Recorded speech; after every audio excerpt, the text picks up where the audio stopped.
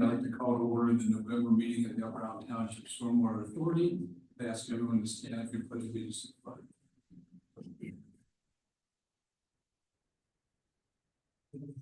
the flag. States of America, which is the republic that stands one nation, for liberty and justice for all. The roll call, please. Mr. Wolf. Present. Mr. Fairchild. Present. Mr. Martin. Present. Mr. Sterling. Present. Mr. Cobb. Present. I'll let the record reflect that everyone's present. I would make a chairman's announcement that this meeting is being live streamed for those who wish to attend virtually. The recording of the meeting will also be available afterward for everyone who cannot join in real time. So you're on TV, just so you know. Any sign for public comments? Oh,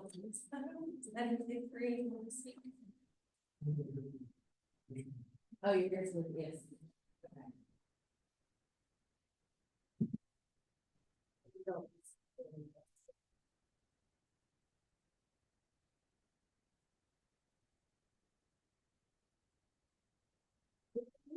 You Aaron or Becky?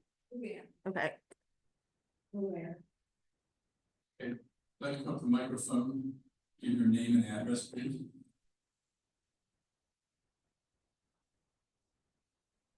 Hi, it's Ann Leslie. I live in 2198 Spring Run Drive.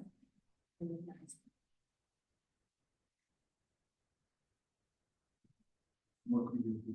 Okay, today, due to the overbuilding on 114 Aspen Drive, it's been my observation as being a property owner for almost 37 years that the township has done some things to mitigate the stormwater on the Aspen Park.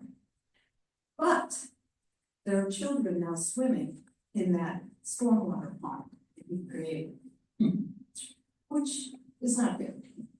There are also kids crawling in the drain pipes in that stormwater retention. Also, the water that comes down the power line now collects in there, and it goes onto 2192 property, which is an elderly one. It washed out gravel, all kind of debris onto her property. Now, the township did come and sweep it all back up, and they did put 4 little bushes in at the township's expense, but the bushes are like this big. But also, they did come and clean up the mess. It washed out some large gravel on either side of their driveway, which the township made one of the previous owners put in these head walls that was specified by the township. And it didn't work. It made a mess down there. And the township did come back and they did restack these stones, but it's gonna go again once all this water comes. When you're referencing this washing out, when did that occur? Was that the large storm? Yes, it was the last large storm. Okay, the Helen. So it was the one where Route 15 was flooded for a portion of time? A little bit, but we've been here for 37 years. Right. And we have never seen flooding on this power line like is occurring now. We've never had water come up to our backyard and nearly flood our wood pile in 37 years. And now it's just starting in the last 10 that we're getting more and more water. So, and this, well, that's about the parking, but, so this is just my observation. I don't think the township cares about the kids that live in the township. They're living in hazard. I don't think they care about elderly women because they're flooding for property. And I don't think you care about long time, people of the township. I just don't think you care. So that's all I have to say. Okay. Engineer, when we did Aspen Park,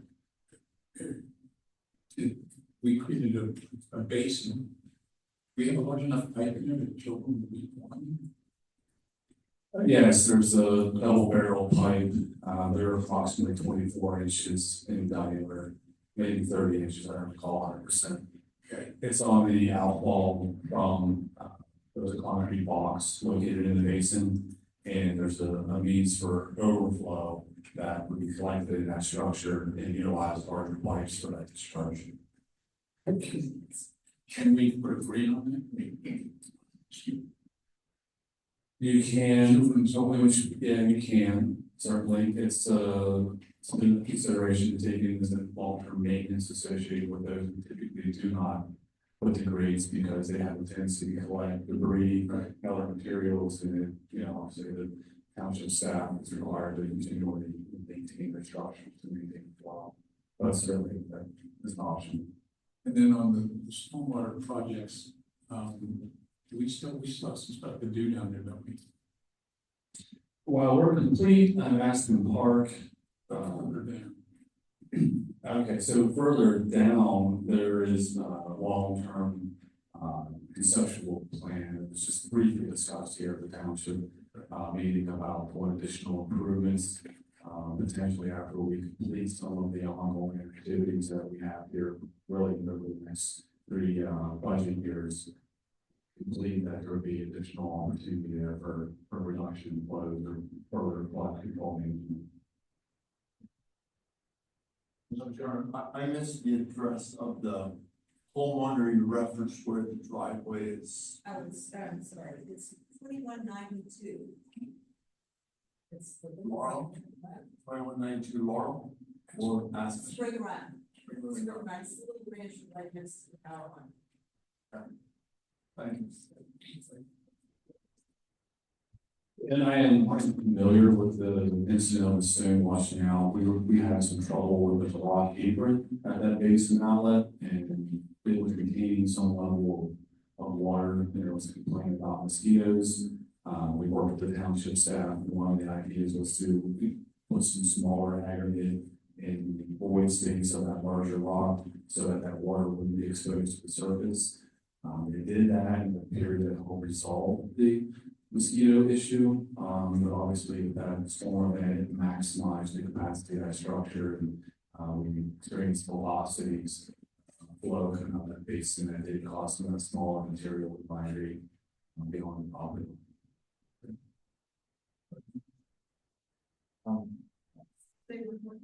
We didn't want the microphones, we recorded the meeting and we broadcast it also, so if you're back, that they can't hear you. We haven't had any rain since the last storm, and so we don't know. You just had mild sprinkles, if that be right. Yeah. Well, yeah, maybe a little. Okay. Well, we've taken note. Keep an eye on it. Eric, do you have a comment? Yeah, this Lester, I think I had been campaigning. we did. Okay. Get back to you. Do you have any solution like for the children in the basin and all that? I mean, like, and then we could plant in the basin, the rain garden, is that what's there that they're swimming in, or is it just grass? It's the base. Where they're swimming, there's the catch basin with the grates on the top, but then there's like a swale that they made. And the water collects in the overflow, I guess it's the overflow from it, and it's 2 feet deep. So, I mean, it's not good. I just don't know, switch out of like a big fence, that Oh, would be attractive, could possible. Well, yeah, the kids really can't play there because of the big swale, at least they will fall. But, nothing. I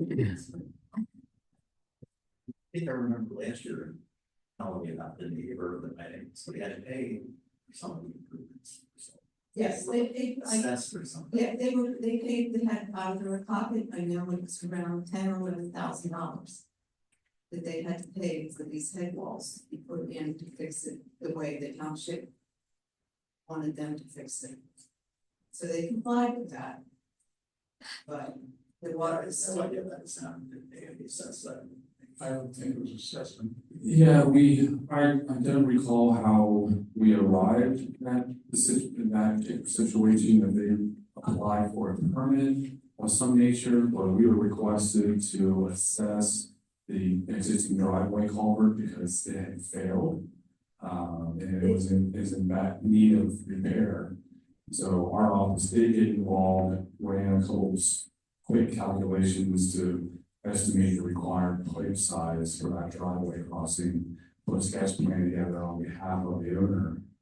Township did that on behalf of the owner, and the homeowner did purchase those egg walls and put a new pipe in there. I knew the people personally, they were required to fix it the way you wanted it fixed. They had to put in a certain kind of head wall to meet your requirements. Now, I know that the pipe failed, it failed after a flood. And they had been getting flooding there. A lot, I mean, the water would overtop the driveway, which is why it washed out everything on top of that pipe. That tends to happen if the pipe diameter is too small. The pipe diameter had been fine for 30 years. And then all this building started, and now all this water started, and it couldn't handle it anymore because of all the water that's coming down. Like I said, we've been here 37 years, we've never seen this much water come down on that power line. And come down through Spring Run and wash out 21 or 2292. I mean, JoJo's was the last construction of the Yeah, that's it. I did a field inspection. We have photographs of the stormwater runoff. There's JoJo's, the parking, the car wash. The other car wash across the street, Turkey Hill. So you're going back So- decades. Well, it's mounting, is what I'm saying. Every time you build something, it gets worse. I just was trying to put a time frame around. the Right, building. right. You're going back several decades. Right, like I said, we've been here 37 years, so we've seen what is coming, or what's come down the power line. And even when we had the large amounts of water in 94, 95 with the snow, when the bridge went down over Harrisburg, I think that was hardly any flooding. Hardly any power line. I mean, we had tons of water. You're comparing different types of natural occurrences. The last storm we had was one of the largest microbursts this township has ever experienced in its history. And Scott, what was the number? 7 inches in 14 hours. 7 inches of I rain. know it was a lot of water, I mean, we've had a lot of water before, but what I'm saying is it's mounting. It's mounting. We'll just have to keep an eye on it. We can't undo building that's already occurred. Well, But I'm just saying, every time you do something to help or mitigate the problem, it seems to make it worse. There's this on the agenda tonight, where it would be for an expansion. I mean, is the engineering. Recommendation, waiver. Just to clarify one comment there, the Turkey Hill and the old car wash drain to the opposite side on Market Street. They had Market Street was area to the side. I was out during that storm and in the middle of that. I did an inspection on JoJo's stormwater system. And it was working per plan, actually better than planned. The one condition I noticed, is they have about 18 inches of surcharge water within your parking lot, which all feeds a 12-inch diameter pipe that was flowing about 85% full, about 85% full, so it's highly restricted flow. I also went to the new car wash and observed the discharge from that particular underground basin, and it was, well, I'll say negligible in comparison to all the bypass flow that was tributary from Market Street. Flows from basically the 15 overpass back to that direction. So most of the flow will be coming through the bypassing around that recent development.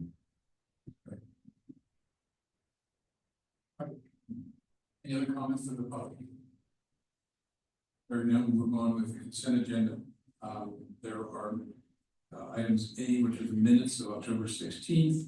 B, the consideration approval of bills in the amount of $80,059.83. And C, approval of staff reports, which include the manager's report, the solicitor's report, and the engineer's report.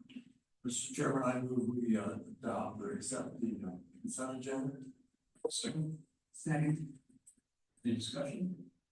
My question, the whole bills. Do, is it A and M landscape, like mowing prevention funds? I don't remember seeing them. No, that means like. Lots of those. They are mowed not as frequently as parks. It's usually on a monthly or quarterly basis, depending on what the basin is. And the original or we moving forward with the norms in response, I see. Is that? Even kids who buy I think for it to be effective, it has to have certain characteristics. So we've looked at the ponds so far that meet those characteristics. I think we move forward, but defer to the engineer. Yeah, that's correct. I mean, number one, we have to have the infiltration capacity, in order to ensure that water is ultimately drained. A lot of these systems, including the one in Aspen, has amended soils with a perforated under drain system. That's a backup, if you will, to drain those basins. So they do temporarily hold water. That's how they are designed. But ultimately, they intend to drain some capacity, unless it's truly designed as a wet pond. In that case, it would retain some depth of water permanently, subject to the randomness being adequate enough to maintain the water structures. We typically do not tend to hold water on the base. So. And I'm not aware of any other basins that you're looking at to turn into rain gardens. I'm not currently. Right now. Yeah, well, I think it was a bill from CSA that's in the engineering work on the water pipe replacement. Amen. Okay. And just for a point of reference, you have to like do that type of engineering, or is that like the case to prepare maybe the township? The township does not have an engineer and can't do that. Not the engineer, just Aaron. Go out. We're talking about the McCormick engineer. washout, correct? The McCormick washout? Yeah. I would say that was well beyond township. Oh, no, ability it's to go ahead and that's, I place just didn't know. It does, so it requires the set of drawings that level of engineering be able to put it out for bid, like this. that and be able to provide a level of safety to residents who utilize the roadway. Right, you can't just say like, I'm prepared to. You have to have an engineer that tells you you've met that standard. So it's kind of a, it's not just designing the work, it's checking after the work's done. You can have the requirements. I'll just have to work on it. So that's the kind of very expand to or these matters in township. I mean, a lot of the community people are on supervisors, that back over, they just go out and fix something. It's a later situation. It's that. Probably is, maybe on private property, you can do whatever you want to, so if it's the trail to the cabin, they can grow. We're in different. So that's the protocol and obviously the following. Yeah, I think there's a scale of work that the township is willing or capable of performing independently. In this case, there was a significant washout, and there was engineering involved to probably size that culvert on the shore, that it was sized adequately to convey standard 100-year storm. There was effort placed in evaluating what permits were required because of the proximity to the Elevation Creek. And this project was roughly $65,000, if I recall. And something that made sure does require competitive bidding, which we did prepare a low-level construction document. We were able to secure bids from contractors who were to complete that.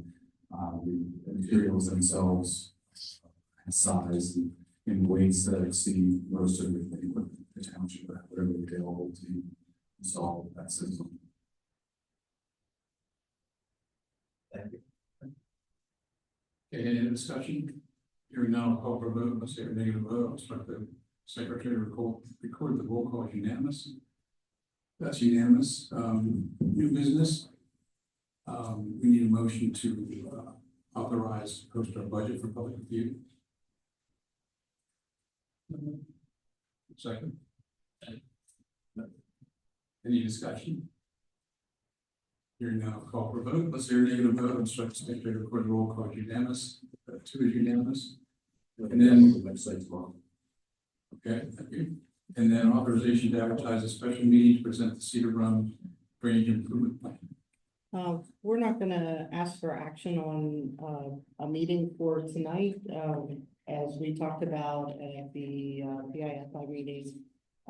We are going to meet, we're gonna get in contact with the homeowners in Webercroft where we would need to acquire easements. We wanna meet with them first.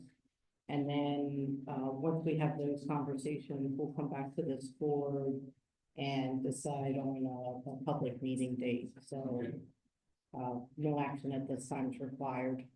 Right? And under old business, Cedar Run update.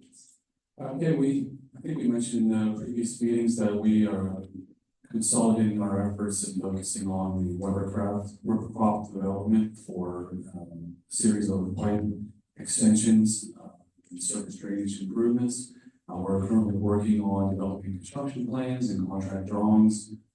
Intend to bid this project here in early spring.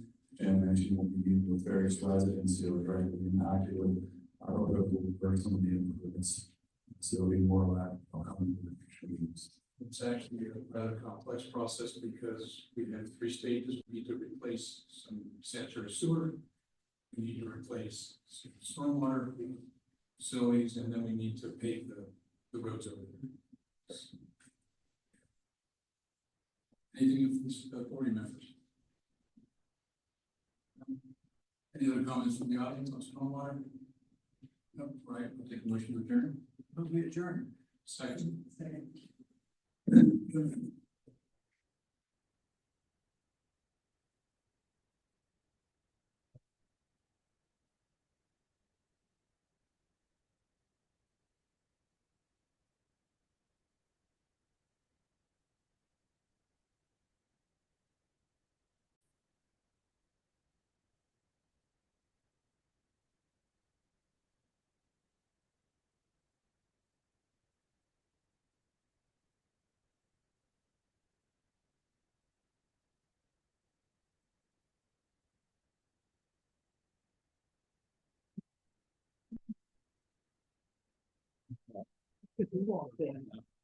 We were all talking, so you can.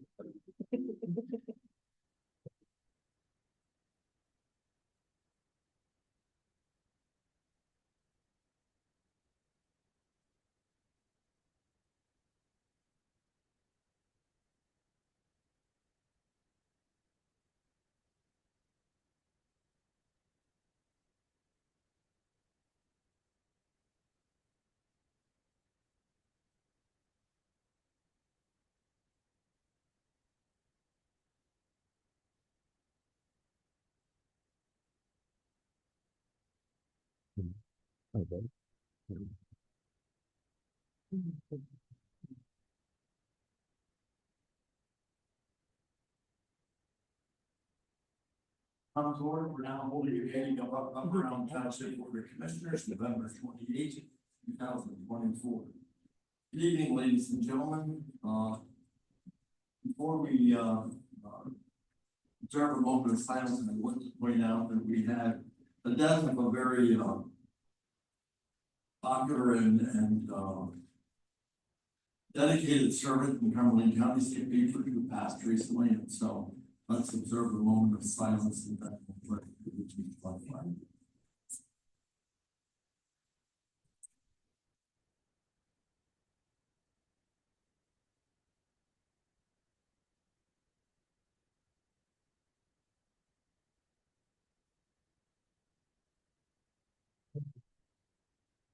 Allegiance to the flag of the United States of America, and to the republic for which it stands, one nation, under God, indivisible, with liberty and justice for all. We have the roll call, please. Commissioner Walsh. Present. Commissioner Fairchild. Present. Commissioner Anderson. President. Commissioner Cristiano. Present. Commissioner Martin. President, thank you all, commissioners are here, and I mentioned State Patriot previously. I also want to mention to everyone here that this meeting will be live streamed for those who will wish to attend virtually. A recording of the meeting will be available afterwards for anyone who did not join at the time. So I would ask if you wish to speak to the board that you come to the podium and use the microphone so that we can record the proceedings both for people attending virtually as well as for stenographic purposes. With our meeting materials, we have the minutes of October 16, 2024. Are there any additions, corrections, or questions? Okay. On the next page, this would be page 6. There should be an additional heading for public comment. And that should be about comments going into last month when I was asking about flashing red lights. And it reads demolished entryway. And it was construed as a traffic concern, and the lights I was referring to are actually the drive-through ones, and they're like gates that come down just to stop cars or space them out, and they're only really on at night. It's that's when they're flashing. So I'm hoping that it's more of a zoning issue, possibly than a traffic issue. Okay. We can move that. Any other comments? Entertain a motion to adopt. Second. Been moved in second. Any discussion? All in favor, aye? Aye. Opposed, no. Motion carried. Thank you. By way of visitors who wish to speak on items not on the agenda, I believe they all focus around, absolutely, I suspect the first spring runs we're talking about the Aspen tribe. Okay, fine. Okay. Is there anyone else present that wishes to speak on an item not on the agenda? Okay, then we will move forward to the consent agenda that has the staff reports as well as the bills to be paid in the amount of $1,384,182.60. I might add too, with the fire department report, we do have, and I'm not sure everyone received, the statement of financial position and the statement of activity that was put in our boxes. So I think all of the staff reports are complete. Questions or comments? Mr. Martin, I have a question to Mr. Fraser about management. Sure. And it references, I'll just read it. On October 24th, Mr. Fraser received from Urban Team Sun Builders a letter of intent to purchase reserve sewer treatment capacity in the Lower Allen wastewater treatment plant for the Beckham project in Fairview Township.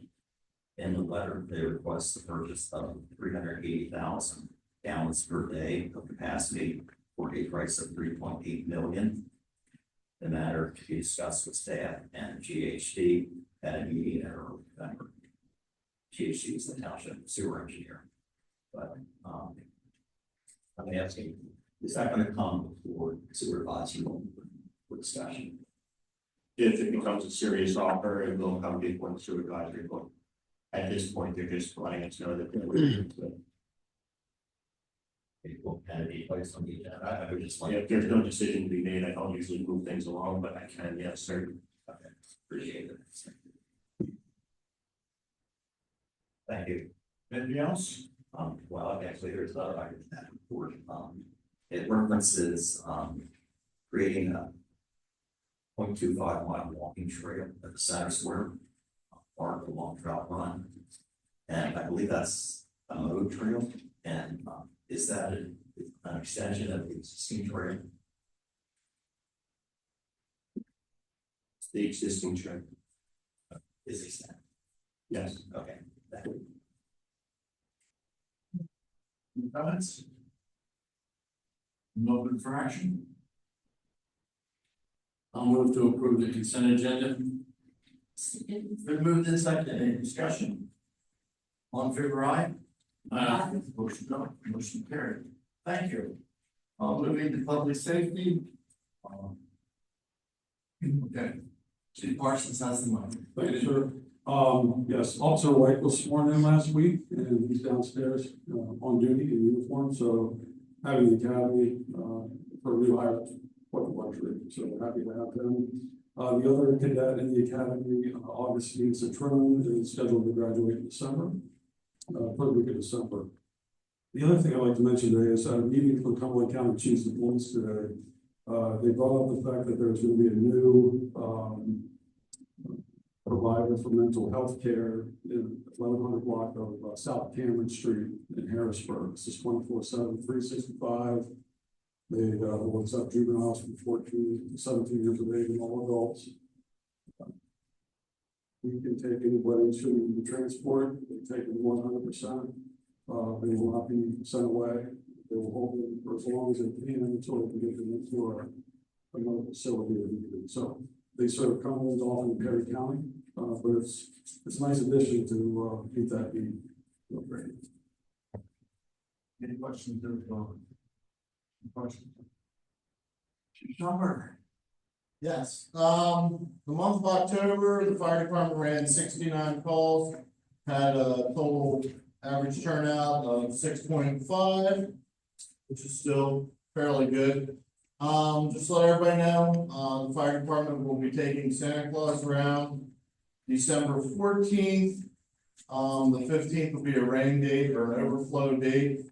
And it'll be from 8 in the morning till 1 in the afternoon. We'll be visiting, the main streets and development and a lot of the Upper Allen parks. There'll be a schedule online at Upper Allen Fire Department.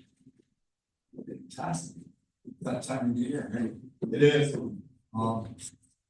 Not to put anyone on the spot, but I think when this club generally has cookies with Mrs. Todd, do anyone know the date on that? I should have gotten it. It's usually the weekend before that. So we make sure we weren't conflicting with The the weekend before the 14th. Yeah, it'll be The first weekend in December. Yeah, first weekend in December. We didn't want to wear Mr. or Mrs. Santa Claus out the same weekend. No, it's just so for the residents that are here and for other people, spread the word because Christmas is coming and both of those events are next. Any questions, Brother Jeff? Okay, moving then to planning and zoning. The first item is consideration to adopt an ordinance to vacate a portion of right of way along Aspen Meeting.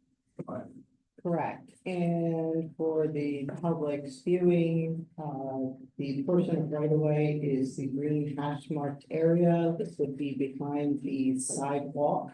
So if you're just looking at the property, it looks like grass, there would be no change to the roadway width or anything. But up for consideration is a petition to vacate this portion of Aspen Drive. The Board of Commissioners did hold a public hearing back in August. We did file the required report at the Recorder of Deeds office and allowed for the 30-day appeal period, which expired on November 17th. So tonight, the board is able to consider adopting an ordinance, and if adopted, would be ordinance number 840. Your comments from the board. I just might mention for those in the audience who know that there are two agenda items related to Aspen Drive. The one is the request to vacate the right of way that Jen just referred to, and then the other is a land development plan that is specifically related to churches. So at this point, we're discussing just the vacation of the right of way that Jen referenced. Are there any comments from the board? Any comments from the audience? And again, there are many of you that want to speak about Aspen Drive. My assumption is, perhaps incorrect, that it's really about the land development plan and the proposed expansion and parking with JoJo's Pizza. But if you have comments about the right of way, and you sign the sheet, please come up and speak.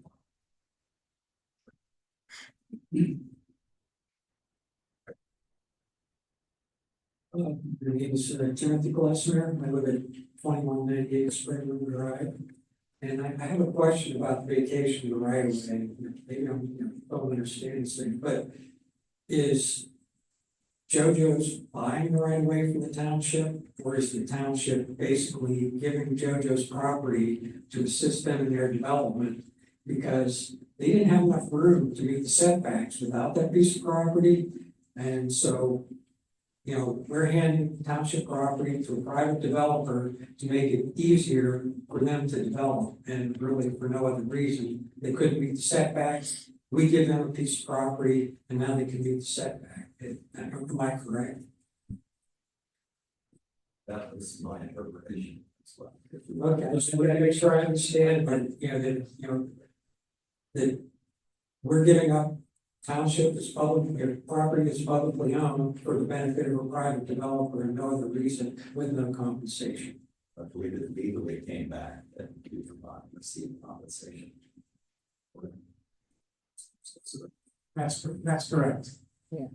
And there's a broader, Speak in this mic, please. a broader public benefit to this partial vacation, which allows certainly Joe's Pizza and it facilitates more efficient parking lot and traffic circulation, if you will. Well, I think we'll get into the discussion of the benefits of that to the neighborhood in the next item on the agenda. Yes. And I had this key part on the road.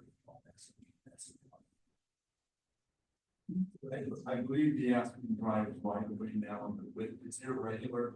This is an attempt, also to make sure that it's consistent from King Acres Drive over to Market Street.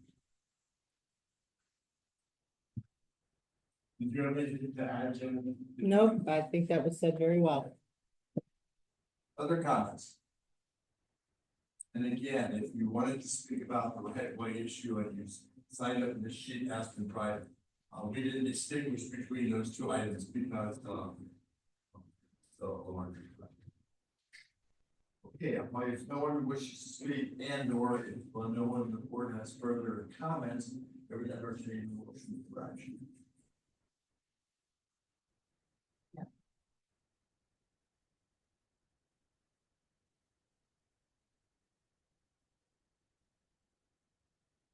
We on ordinance 840? Yes. I'll move that we adopt ordinance 840 and ordinance of Brown Township, Cumberland County, vacating a portion of the right of way on the Aspen Drive. For a second. We moved and seconded. Any discussion? Further comments from the audience? All in favor, aye. Aye. Opposed, no. Motion carried. Motion carried. Really, motion carried 32.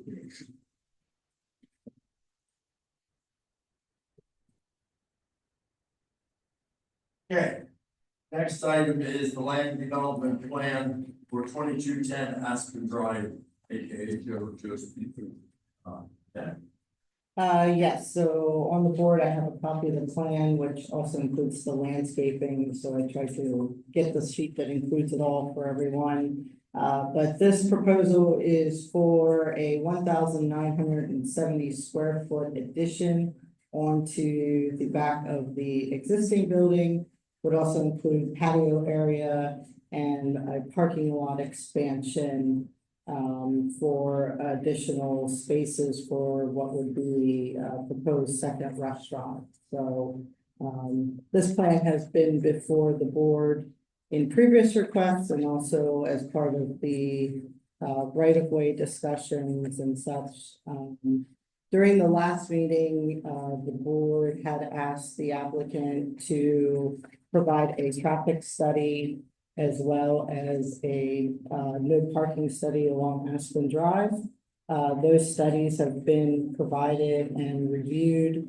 The traffic study basically came back and said that Other than the turns, that are indicated, in the existing driveway, no further improvements are required. And then the study, for the no parking, did come back and recommend, that if the board wanted to pursue things, they could prohibit parking on both sides of Aspen Drive between Kim Acres and South Market Street because it did meet warrants. But again, that is just the recommendation in the study. And then before you, for the development plan, there are six modification requests. And those are in your memo starting on page 8. The introduction is someone representing. Good evening. My name is Adam Anderson, West Lake. Maybe carefully put that mic without making big, great, you did your job. Absolutely. We'll do that. No, I believe, this board summarized the project and our status very well. The only thing that I would add is that since last time, not only did we submit a traffic impact study, but we had asked for a waiver to not upgrade the storm sewer. Since then, we withdrew that waiver and we've upgraded, or we're showing upgrades to the storm sewer through the site, across Aspen Drive. So that's been included. Thanks, because in an earlier meeting, Stormwater Authority meeting, there was concerns expressed about that, so perhaps those initiatives might help offset that. Any questions directly for the engineer at this point? The representative. Okay, don't go too far. Okay. Any comments from the board, and then we will have our public. Well, I have a question. Yes, sir.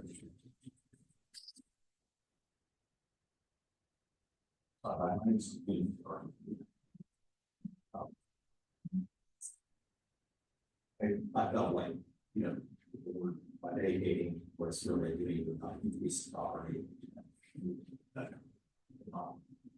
Mr. Lesnar swayed just for his assessment.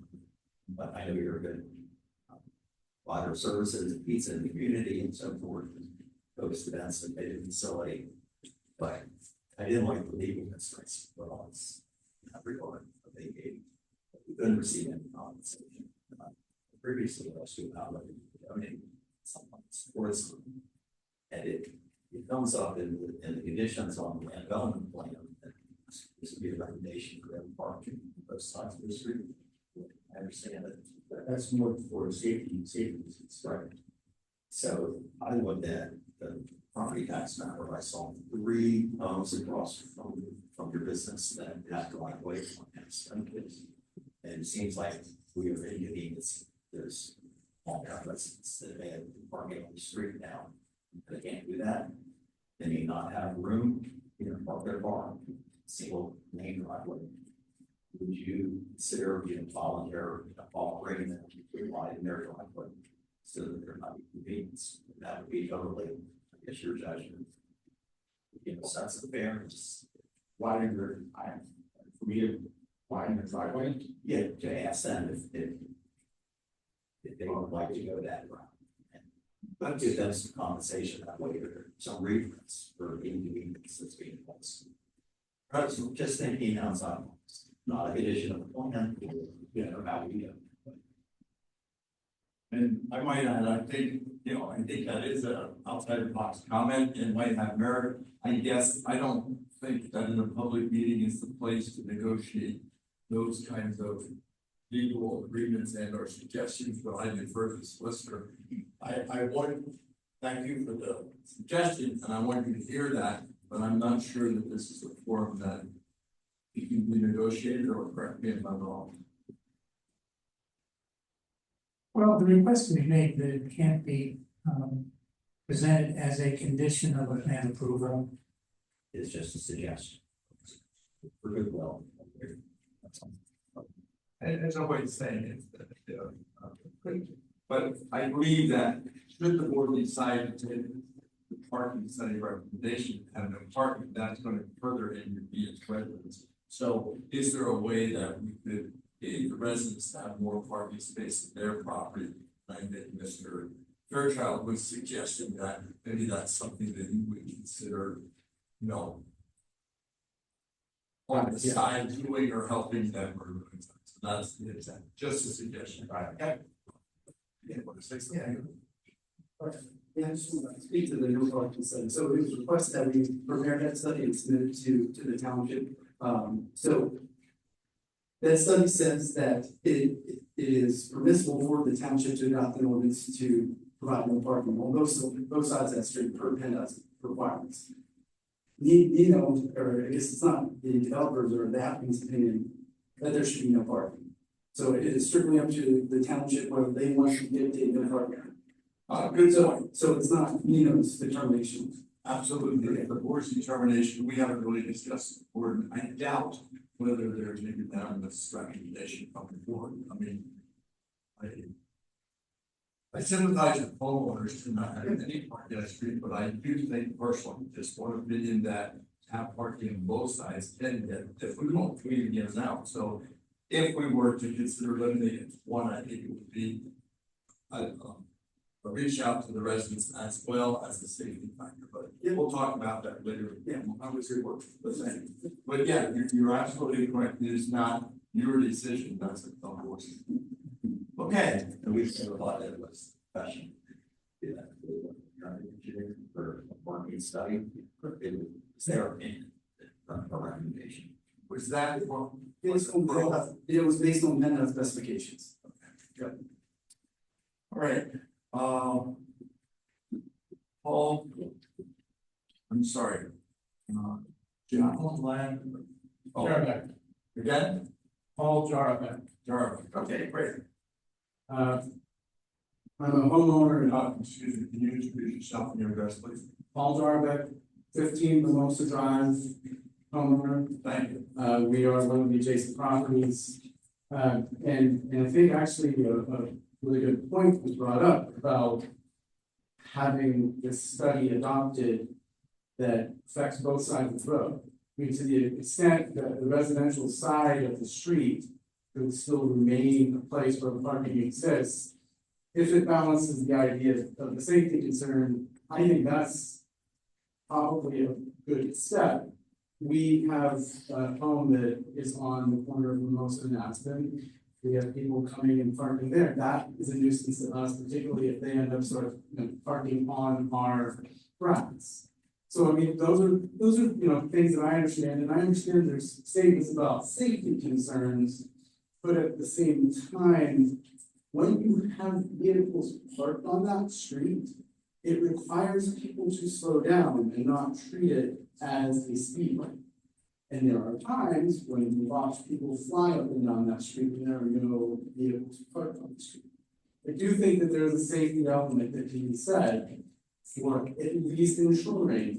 Again, with the homeowners on the side, the residential side, being able to keep their parking. Which brought me to an interesting portion of the traffic study. The traffic study states there's ample off-street parking. And I'm not quite sure I got that, particularly for those homes that are along the line. What was that? Repeat that. Traffic study says what? Ample off-street parking. And that is a direct quote from the language of the study. As you just kind of made the facial expression, I would make the same. With regard to, again, maybe this is something we missed. There was no specific notice provided. We received a notice of the first ordinance change. We were aware of that. This took word of mouth for us to have any knowledge of the issue of parking that would affect a property immediately across. Kind of coming back to the issue that we talked about in the first place, is the proposal of the ordinance of banning parking on that street a narrowly tailored provision that would help to be least intrusive? Again, you obviously you're concerned about safety, Like, is it too far? And I think we kind of covered that and said, hey, this doesn't need to be on both sides, particularly when you have homes on one side and residential and commercial on the other side of the road.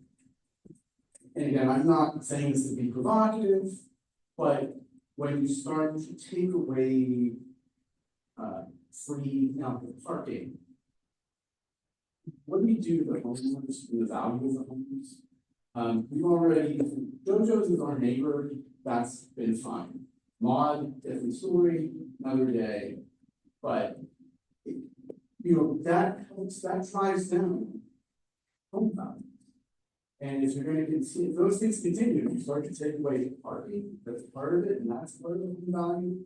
That's also a place where we would say there needs to be strong consideration for permitting the homeowners to continue to be able to park on their adjacent property.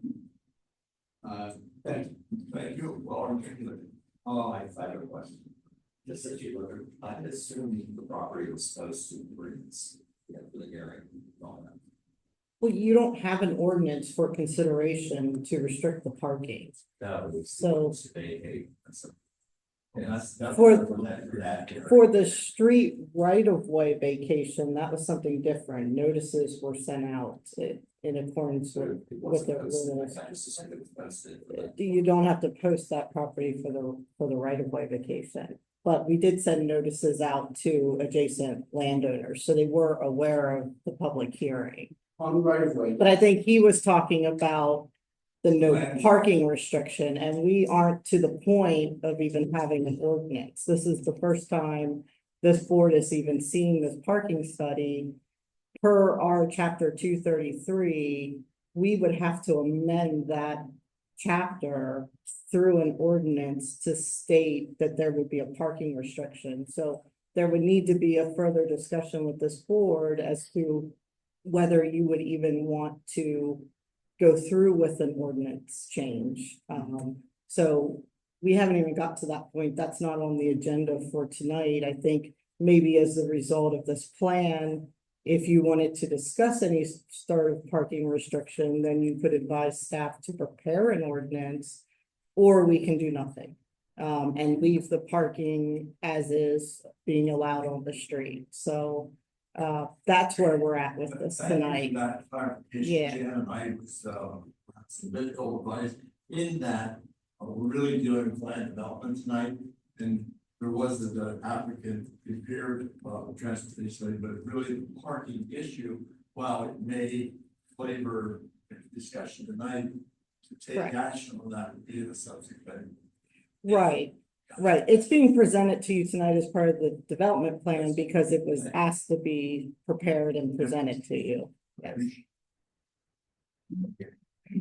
I did drive on that section that you're speaking about, and I understand why it's being said, with it being dangerous with parking sometimes on that side.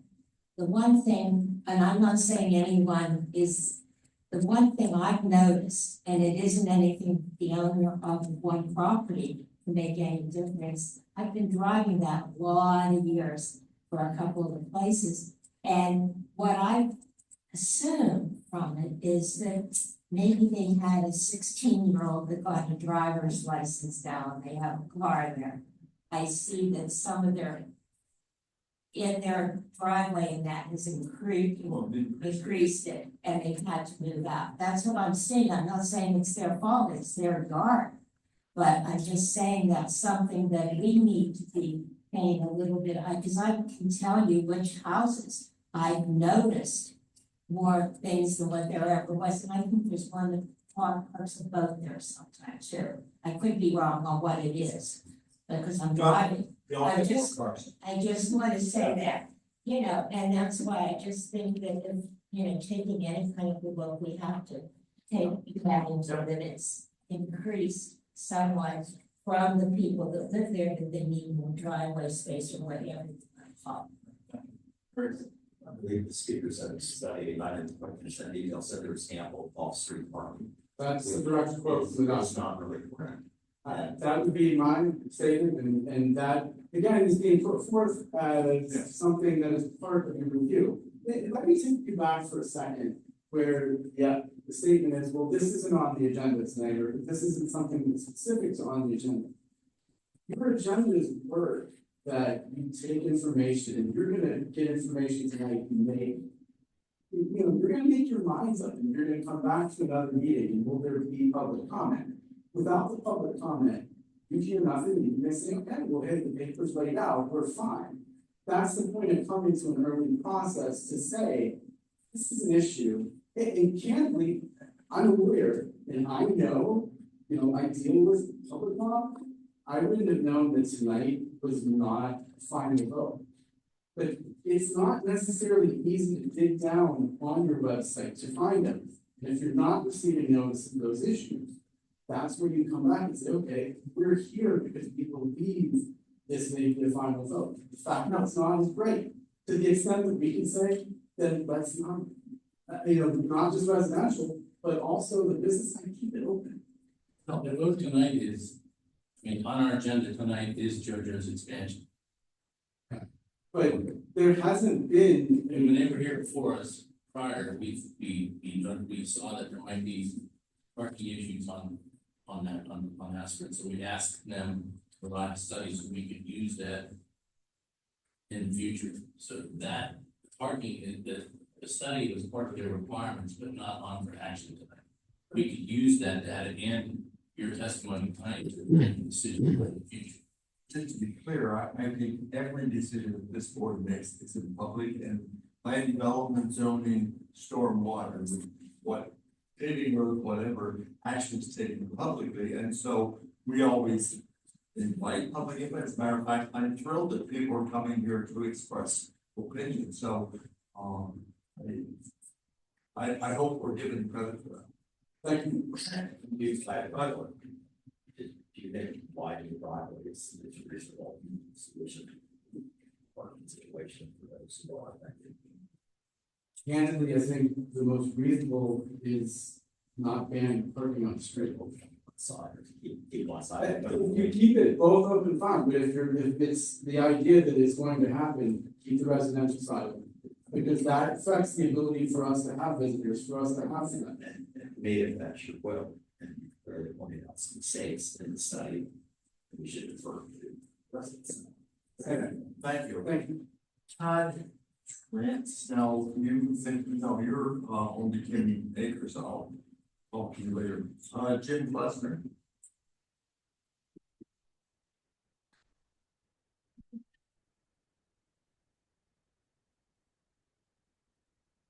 To be clear, Think lots of 2198 Spring River Drive. Yeah, but you since the last.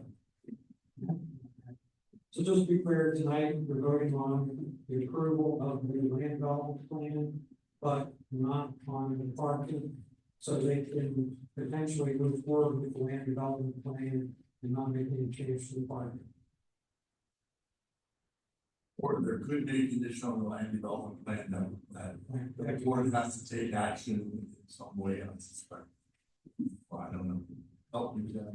Well, I think the board can have a discussion as to whether it wants to move forward with any restriction. Yeah. But what I was saying earlier is there's not an ordinance before you tonight for any formal action. So even if we suggest a direction and we can get a sense of what we're thinking about, the documents aren't prepared to actually enact an ordinance to change the plan. Okay. And I did get a first look at the parking at the draft report this year. It's the first time I had a chance to look at it. Reading the summary conclusions, it didn't really say that it was essential to safety. It basically said there are requirements you need to pass an ordinance. A, there has to be ample off-street parking, which they claim there wasn't. And B, is the parkway is less than 18 feet on either side of the center line, you can ban parking. It basically said you can do it. It didn't say it was essential to safety. It said you can do it. So do it. And I think it's the parking on one side of the street, the residential side, would be reasonable. The other thing I wanted to ask, not related to parking, I know this land development plan first came back in front of the board in January and April. There was 7 pages with 45 conditions and conditional improvements, conditional approval. Now I'm just curious if all those have been met, or if there's still some outstanding, or if that's going to be discussed this evening. Proposed action still has some conditions on it that would have to be met before plans actually be recorded. But I don't know what percentage, of some of them have been reduced from the earlier document. My 2 concerns were the stormwater management plan, which, you know, we talked about stormwater earlier, and our concern with any, you know, work impervious area you put down, we want to get, and so we're seeing coming down the power line behind the bus. And then the other thing is the erosion sediment control plan. They have concluded that in fact. So all the technical comments have since been addressed as we've gone through this process. The only conditions that remain are what we call administrative comments, so it's securing financial security, getting like final and PDS permits, signing, sealing plans, things like that, that are typically done after the fact, that before a plan could be recorded. So what I gathered from the meeting is stormwater management is basically underwater retention basin, and it's supposed to capture everything that runs off the environment. It's similar to what they have in their existing facility. And basically around the city coming down power line that runs you know, should go up there. Well, that's, I heard your comment based on our engineer who went out during that big storm. During our stormwater meeting, he had said that that was functioning correctly. Well, it's coming from somewhere, it started as more was built on that side of the road. Okay, thank you. Would it be possible just to address the residents in sort of parking? Just that that's the board doesn't want to ban parking on those sites. That's why the board does not want to ban parking. So I think that's the correct assumption, but let's go through the land development and review. Josh, I'll talk from minor management documents from well, then you can just relax. We'll get to it. Okay. Luann Plessner.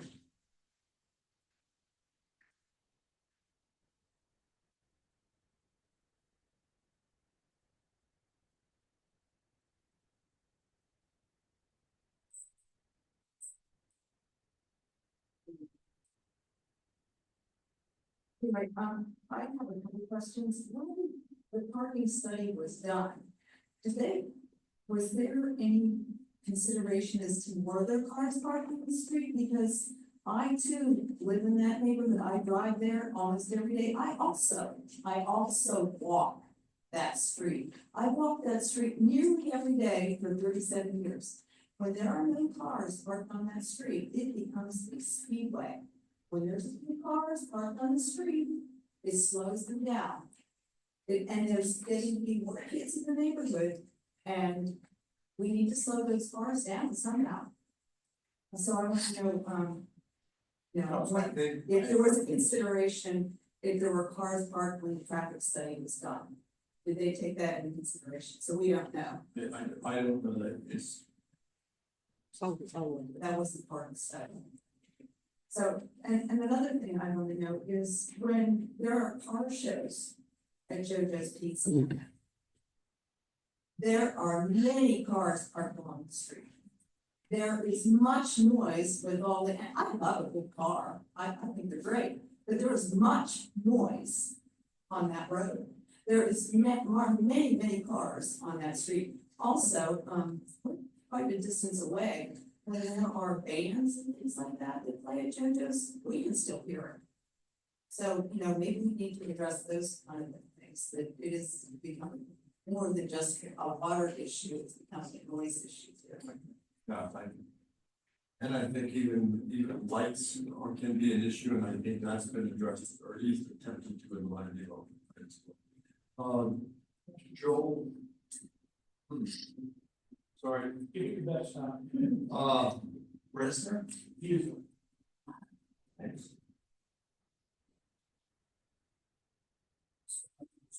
Sir, I live at 2207 Aspen Drive, so I'm directly across the street. I'm trying not to repeat stuff that's already been said, but to give you some information that you can consider moving forward as you're considering this topic.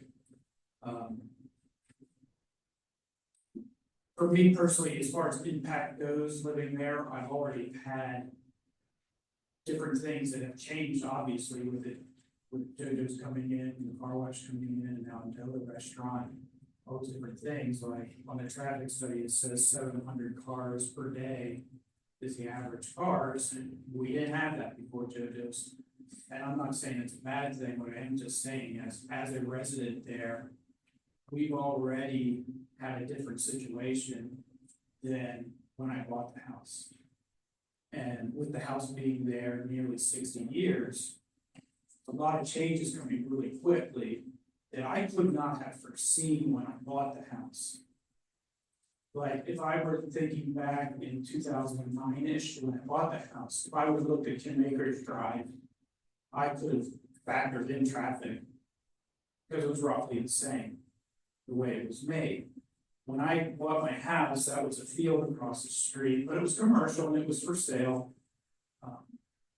I would have assumed at the time that the driveway would not have come out facing us. Which is just something else that we have to deal with. With that in mind, the impact with the parking, for me personally, I'm speaking myself personally, is a kind of to the devastating level of how that's going to impact my daily life.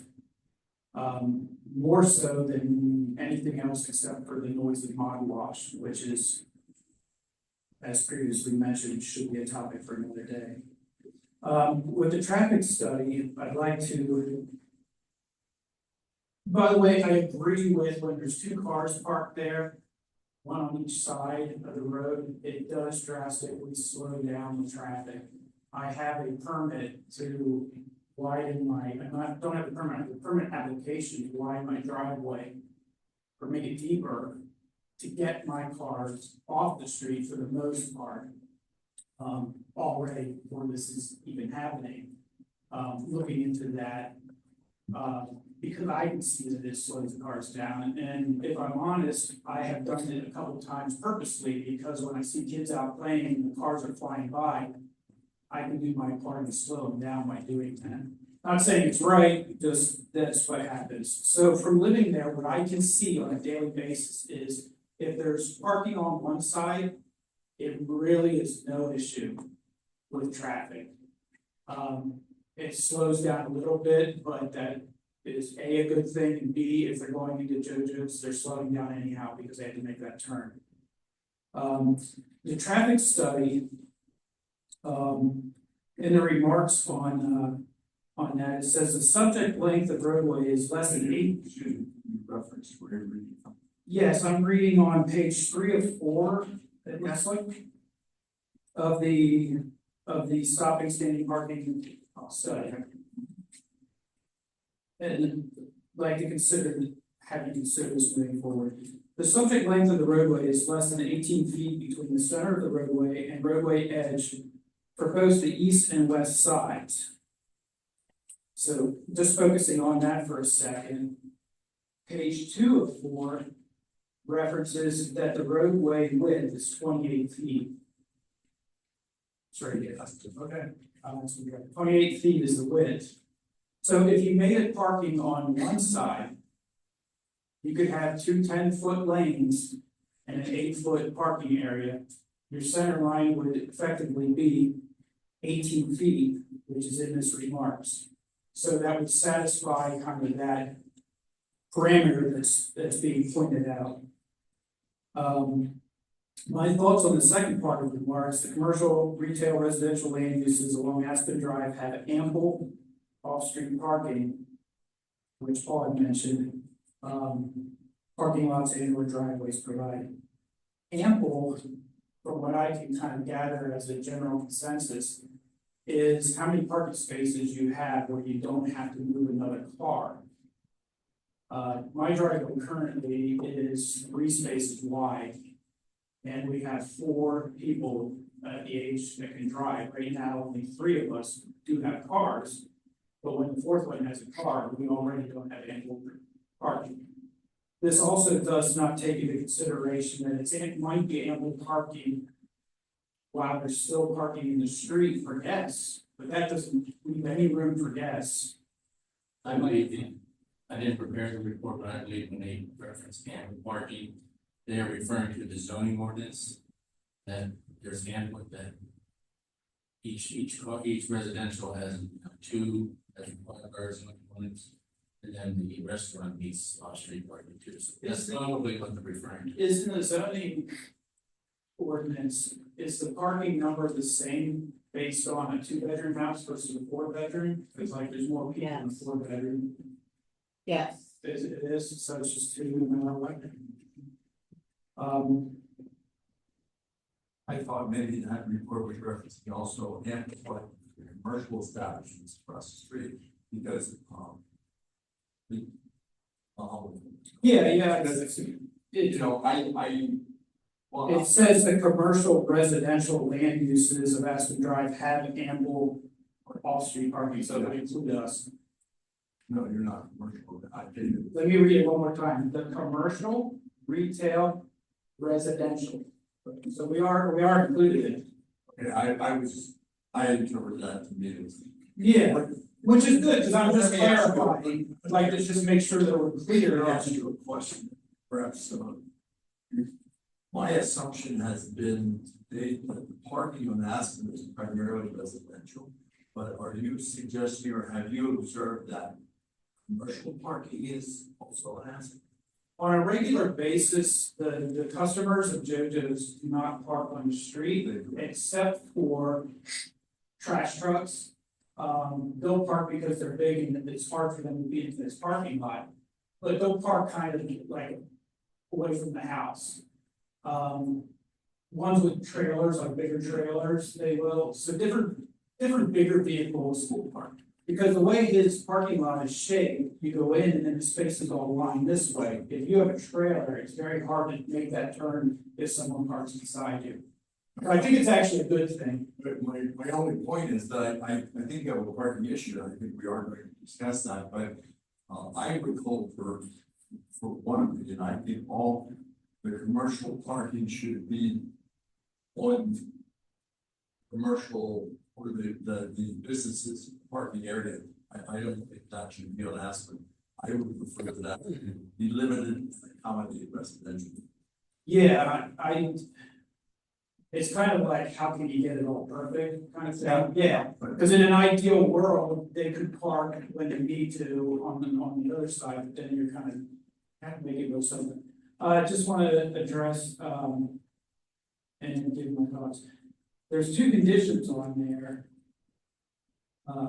In the engineering judgment, condition 1 states that parking may be restricted along the roadway if the distance between the center line, so I've already addressed that you can still have the 18 feet. Condition 8 states that the parking may be restricted along the roadway if the width of the shoulder is not sufficient to allow a vehicle. So I've addressed that you can do that if you do it on one side. And in this, it's saying this is the case for both the east and west sides. So my proposal for you to consider is that if you do the parking on one side, it changes that condition. So that's my opinion. My thought is that I do think it's good for one side. I do have a thing from PennDOT that talks about the lane width, and 10 is acceptable lane width for this type of road. And parking lane is 7 to 8 feet according to PennDOT if it's parallel parking, so that would be within parameters too. One more thing to consider, last thing, is what would this look like if the recommendation on here would be implemented is, for living there, I know one of the hardest parts is not when I park on the street for me, the resident. One of the hardest parts is backing out of my driveway and or backing into my driveway. Because you have to have the entire street cleared, because if it's not, from end to end, as you're backing out, they're approaching and they'll go around you. So as far as the safety concern, to me as a resident and what I've experienced is that's more of a safety concern for me than parking on the street, because if I park on the street, I can look both ways, and when it's clear, I walk my parking in, start the car, then I look both ways again, look, check everything out, and then just take off real quick. So there's not that. And what would it look like if we didn't have any off-street parking is, if I need my car out and my wife's behind me, I have to pull hers out, put the four ways on, go back in, get mine out, put it somewhere, put the four ways on, bring hers back. That is a lot of tie-up of the street.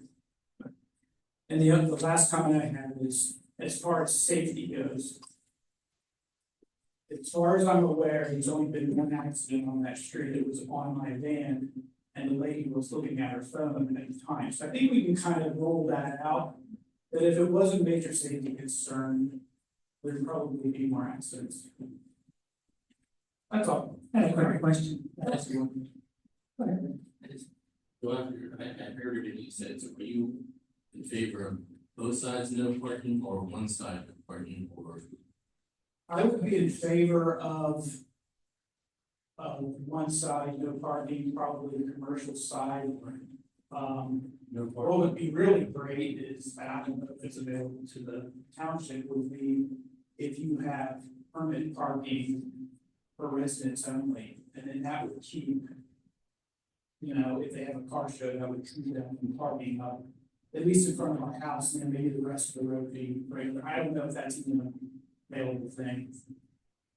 Yeah, but I think we hear multiple input from various residents that we need the parking, and we understand that, and I think we're all concerned about safety, et cetera. And while we won't take action tonight, thank you for your comments. Sure. I'd be interested in just before we even take action on the plan, if we do, you know, what's needed for our meeting. I'll be better because I think to have no parking in that street would handicap or some of the residents, because I'm not sure I would want to have parking, as the last speaker suggested, on the residential side makes great sense to me, but still have plenty of room to for traffic passing, and it would accommodate the need for residential parking, and I think we could that would be my what they're saying. And again, this is a direction because it's not on the board, but I think well, you and I agree. Yeah. Well, I hope the residents heard that, make you feel like they're less stress. Okay. No, I agree. I think we like to do parking on the residential side. You are eliminating the need to cross the street, that's safety. In my, did a quick question, somebody in reference to car shows. In during car show, does anybody know to what extent are participants parking on the commercial side of the street during the car shows? And in addition to that, how often are the car shows? They're probably Did you say? Yeah, and actually, maybe, oh, you have a question? three to four of you. Okay. We only had three, so we might have 7 car shows. Well. I asked for the owner to give input, he did, so. And you substantiate that. Yeah, I was just gonna address where they generally park so far. They generally fill the parking lot, and they have a band up by their end of the restaurant end of the building, and then they park in the grass facing, so they go in that gravel area and come up and park in the grass there also, facing his parking lot. And then once that starts filling up, more of the spectators will start filling the street up. Well, you know, that's a special event, and I think, you know, that's something that this board and our police department could look at. That there might be a request to have traffic monitoring during those events. Maybe we can, I don't know this, we could then post it, no parking, you know.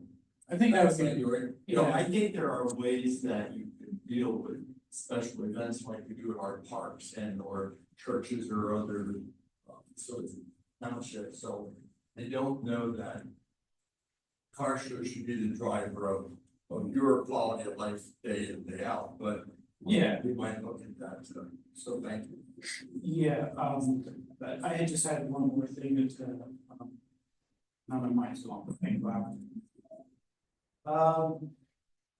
Okay. Yeah, it wasn't going, sorry, you're thinking about, it. Okay. So Phil, does that help that? Yeah.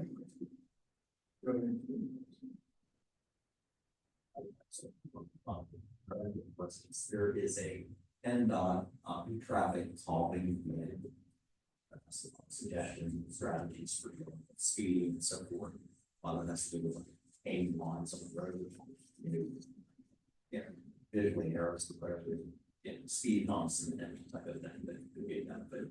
I would suspect if we move forward and look at traffic in some alteration in the future, that we will, I would guess, good point, Eric, I would guess that we would that would help us as to, you know, how we should go about it. Good idea. Okay. Oh, I signed up to talk to, I'm sorry, who are you? I missed you, come on up.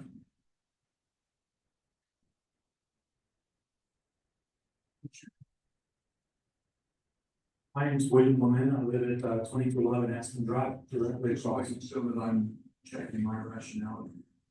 I don't.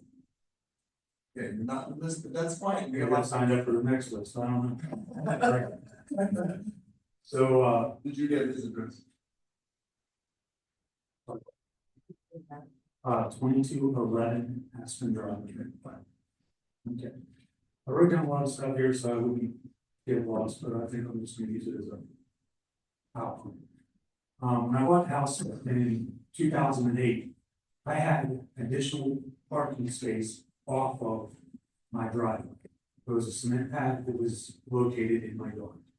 Okay, so when this township decided they were gonna go ahead with the runoff plan, whenever JoJo's originally moved in, without warning, without compensation, that pad was removed to create the runoff. And at that point, I made the decision, fine, I'm gonna park off street for anything I need, or on the street for my parking needs. So now here we are, discussing the fact that I'm gonna lose that parking that I resigned myself to doing after the township removed my already off-street parking. Excuse me, just for clarification, you're alleging that the township came in and removed something on your private property without your notice? Absolutely, and last meeting I was at last week was the first meeting I ever came to in here. And I had heard at that meeting that when something affects the residents, they get a certified letter or something along that lines. I never received anything. I have no doubt. So if this is subject, go ahead. What is your address again? 2211 Aspen Drive. Okay, that's not, I just need to know that we will check into that application. Well, that's great. I appreciate it if I got my off-street parking back, and that way we don't have to discuss this. And I work with that part, because there are regulations with the new SM4 regulations and our stormwater authority is responsible to help make sure. All right, now the traffic study we've been talking about, I want to point out that it's flawed in the numbers that it's given. The number of vehicles reported is inflated due to the time they've been placing the cables across the roads for their study. At the time, they were still doing the work on the wash that they put in. So we have construction vehicles going in there, we have personal vehicles of the crews that are going in. We also have those crews shutting off the traffic from the stoplight to Aspen Drive on Kim Acres, forcing people in other residential areas to make a detour right onto Aspen Drive.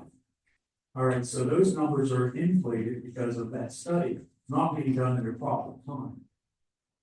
In my opinion. The report also indicated that there was no problems with traffic in the area up to that point. The signs are all being read by the people driving there with no problems.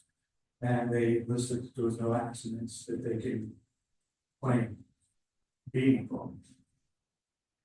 problem. As far as the conditions, I think everybody's already pointed out the conditions aren't going to change. We're not going to have places where people can park and unload, which is one of the things that they brought up on the traffic study in their summary.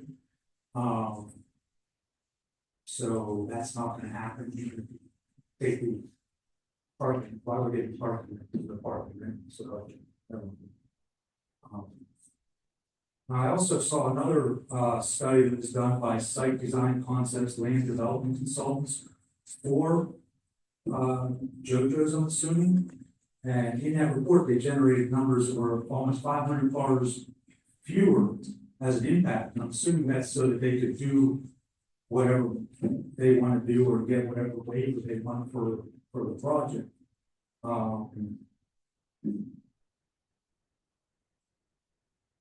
I have to have that here if you want to see it.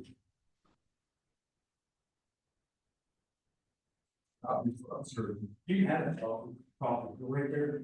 Sorry. You'll see on the back page or on the bottom where it says that there's going to be less than 250 cars affecting, so they don't recommend any changes. And like other people have said, in the traffic study itself, it says that the township may take action to create no parking. Doesn't say that.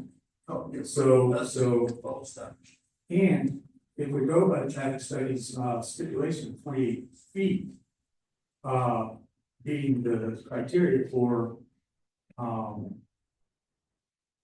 having no parking on the street, you have to have no parking on 95% of the streets that are in or around township.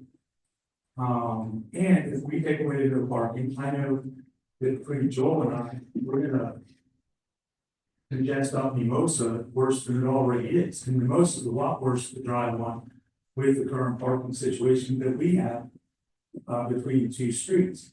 And then you got, like Paul said, people are gonna be occasionally pushed over, parking in your grass, moving. You know, I already have that situation with my college kids who are those 16-year-olds. I'm sorry, I felt offended. Maybe I shouldn't have been, but I felt offended. And I felt like, well, I can't own a boat now. Oh, wait, I can't have 16-year-old kids getting driver's license. All right, so maybe I shouldn't have been offended. I felt a little offended. Well, you should say how that times have changed, and I think we recognize. That's great. That I don't think there was any blaming. Yeah, that's great. But I am in that situation where I have one high school student who just got her license and two college students that are still commuting from the house. And then, like everybody said, you get your visitors, you get your fiancés coming in, you get your. Well, I think you've heard from this board the recognition of that issue. We're going to try to help you solve that. And finally, I had heard that part of the plan that for the construction involves that parking, but you're saying you're not bringing up the parking. Well, we can't act on. So does the plan actually involve the parking on Mimosa? So. No. Okay. Okay, that's all I want. Thank you.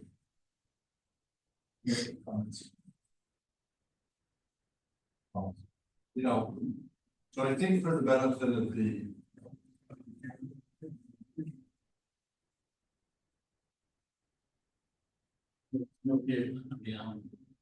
favor of the residents, having it on one side, I would like to see it striped like we did outside of our township building for the fire department, have a clear center line, so that people know they're going to have away from the park instead of the.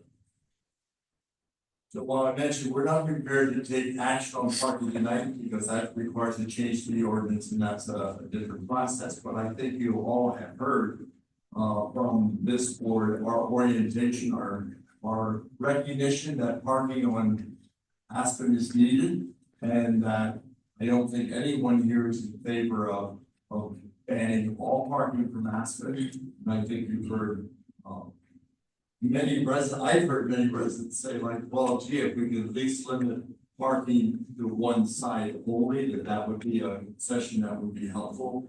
I think the board has, heard that and given you consent that they've heard that, so, I believe that action on the land development plan, is one issue, but I believe that it will come back to the board. Well, I'll make sure that it's on the agenda for future meetings and that we look at the parking issue in the future as well. Are we good, solicitor? We are. Other comments from the board? Not, I would take action, proposed action, on the land development.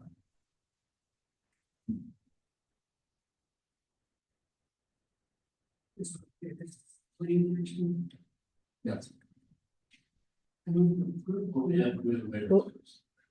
Yeah, you would want to take action on any motions or modifications, deferrals and waivers first before you take action on any plan, yes. There's 6 of those. Correct. And we should actually, as we go to pass. Individually, you stay. And just, the planning commission has recommended approval of all the waivers and the plan. Jen?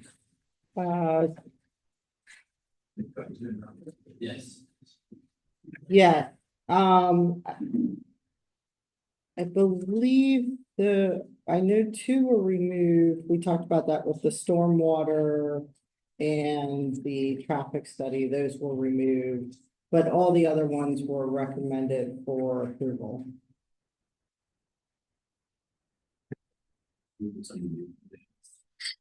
No. No, these are all the same ones that you've already reviewed and discussed.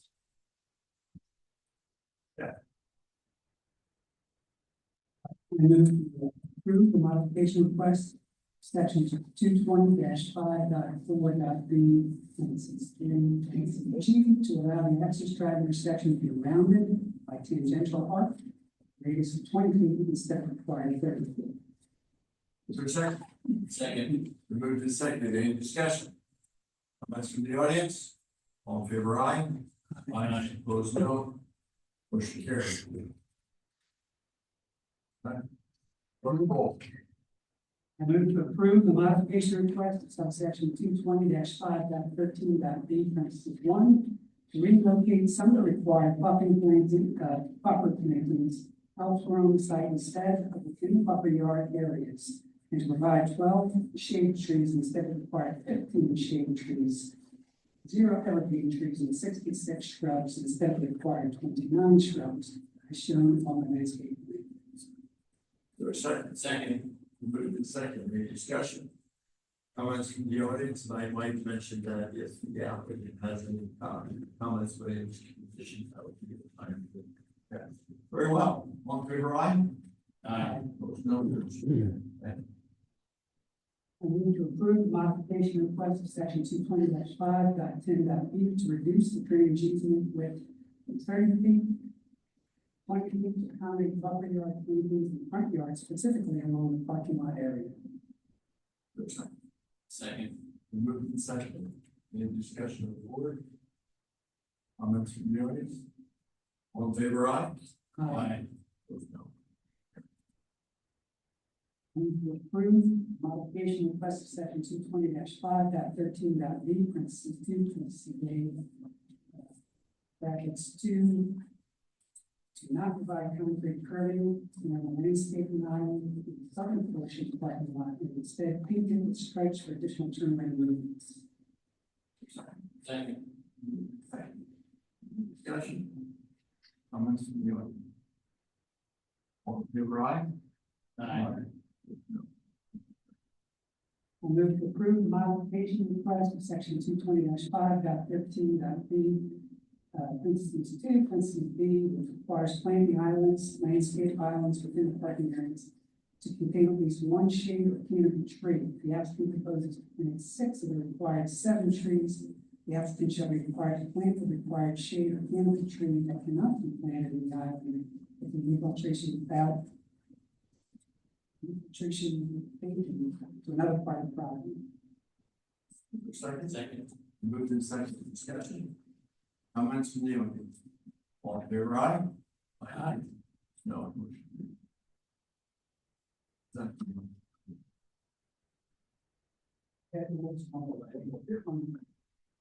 Move to approve modification request, section 220-5, allow for the lighting on site in the room, and average 1 foot candle instead of required 2 foot candles. Your second. Second. Second, just as a comment there, just so neighbors are aware, they are reducing the originally proposed lighting and giving that, which I think would be a benefit to the community. Discussion, the board? Comments from the audience? All in favor, aye? Aye. Opposed, no. Motion carried.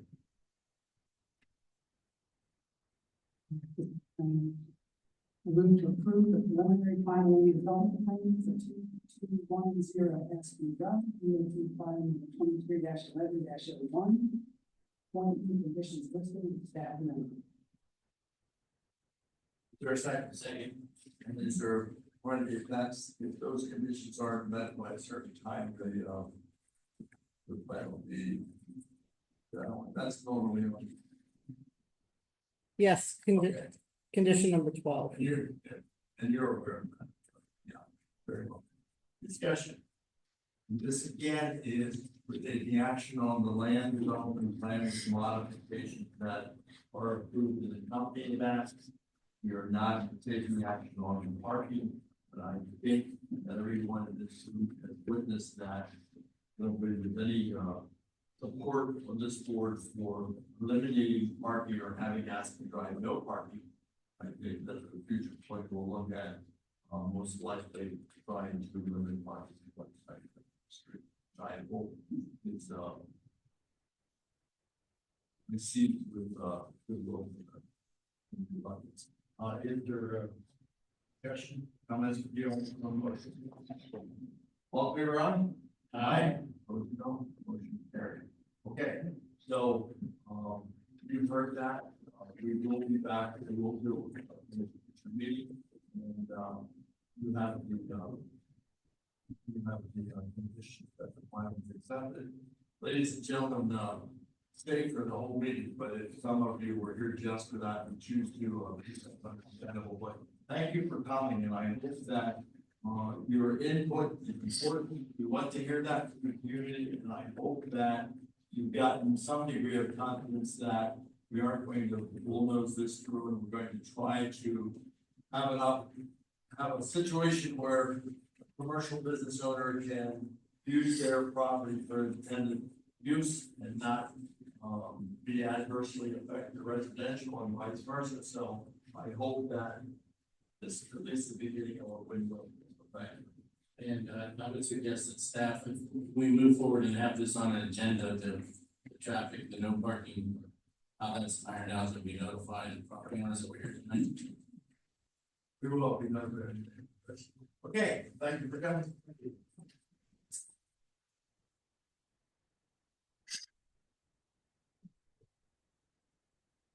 Okay, moving then to the next plan, land and subdivision land development plan 24 acres Drive. Yes, this property is at the corner of Kim Acres and Allegheny. It is currently one single family home on a double lot. The owner would like to subdivide that into 2 lots with the proposal that a single family home be built on the second lot. Looking back at the deeds through Mount Allen, historically, it appears that this lot was a separate lot at one point in the past and then consolidated, so it would just be consolidated into 2 lots once again. one of the things that did come up during discussion, and I can let the applicant's engineer talk more to it, was some questions regarding the property boundary and the survey. So we did reach out to the applicant and their engineer to verify that the survey points were correct, given the deed information and everything. So they have confirmed that it is correct and that the survey points are where they are supposed to be. But I will let him speak more to that. With this request comes a few waivers, mostly related to what would be considered as deferrals for waivers regarding widening of the streets of Allegheny and Kim Acres Drive. And then a modification, which is a newer request to require facade plans and floor plans for the new home to be submitted as part of the building permit application. And then a deferral request to not install curbing along Allegheny Drive and Kim Acres Drive until the township would deem those improvements necessary in the future. Thank you. Someone representing.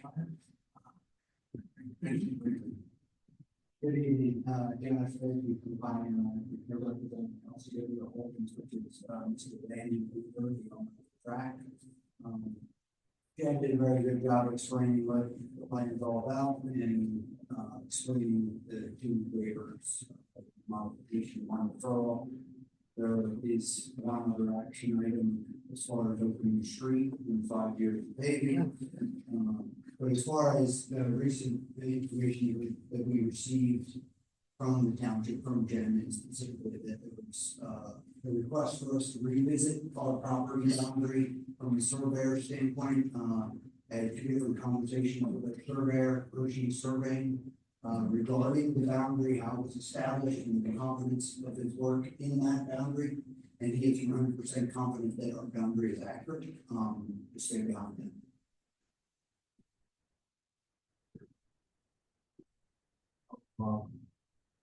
Simple one lot subdivision.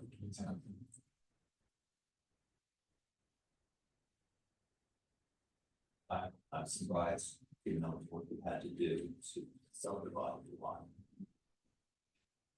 I do have a concern. Character. Story.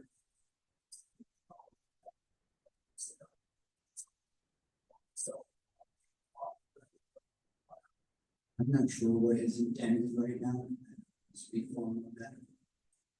We are some developers ran as much as possible in you'd like to see.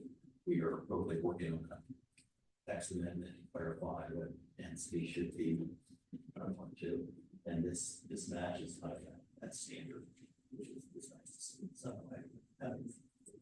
I suspect all the properties in the community.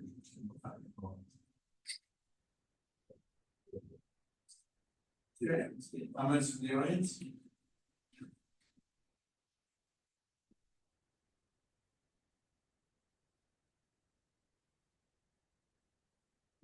My name is Todd Gross at 414 Allegheny Drive, which is the parcel on the northern side of the property there.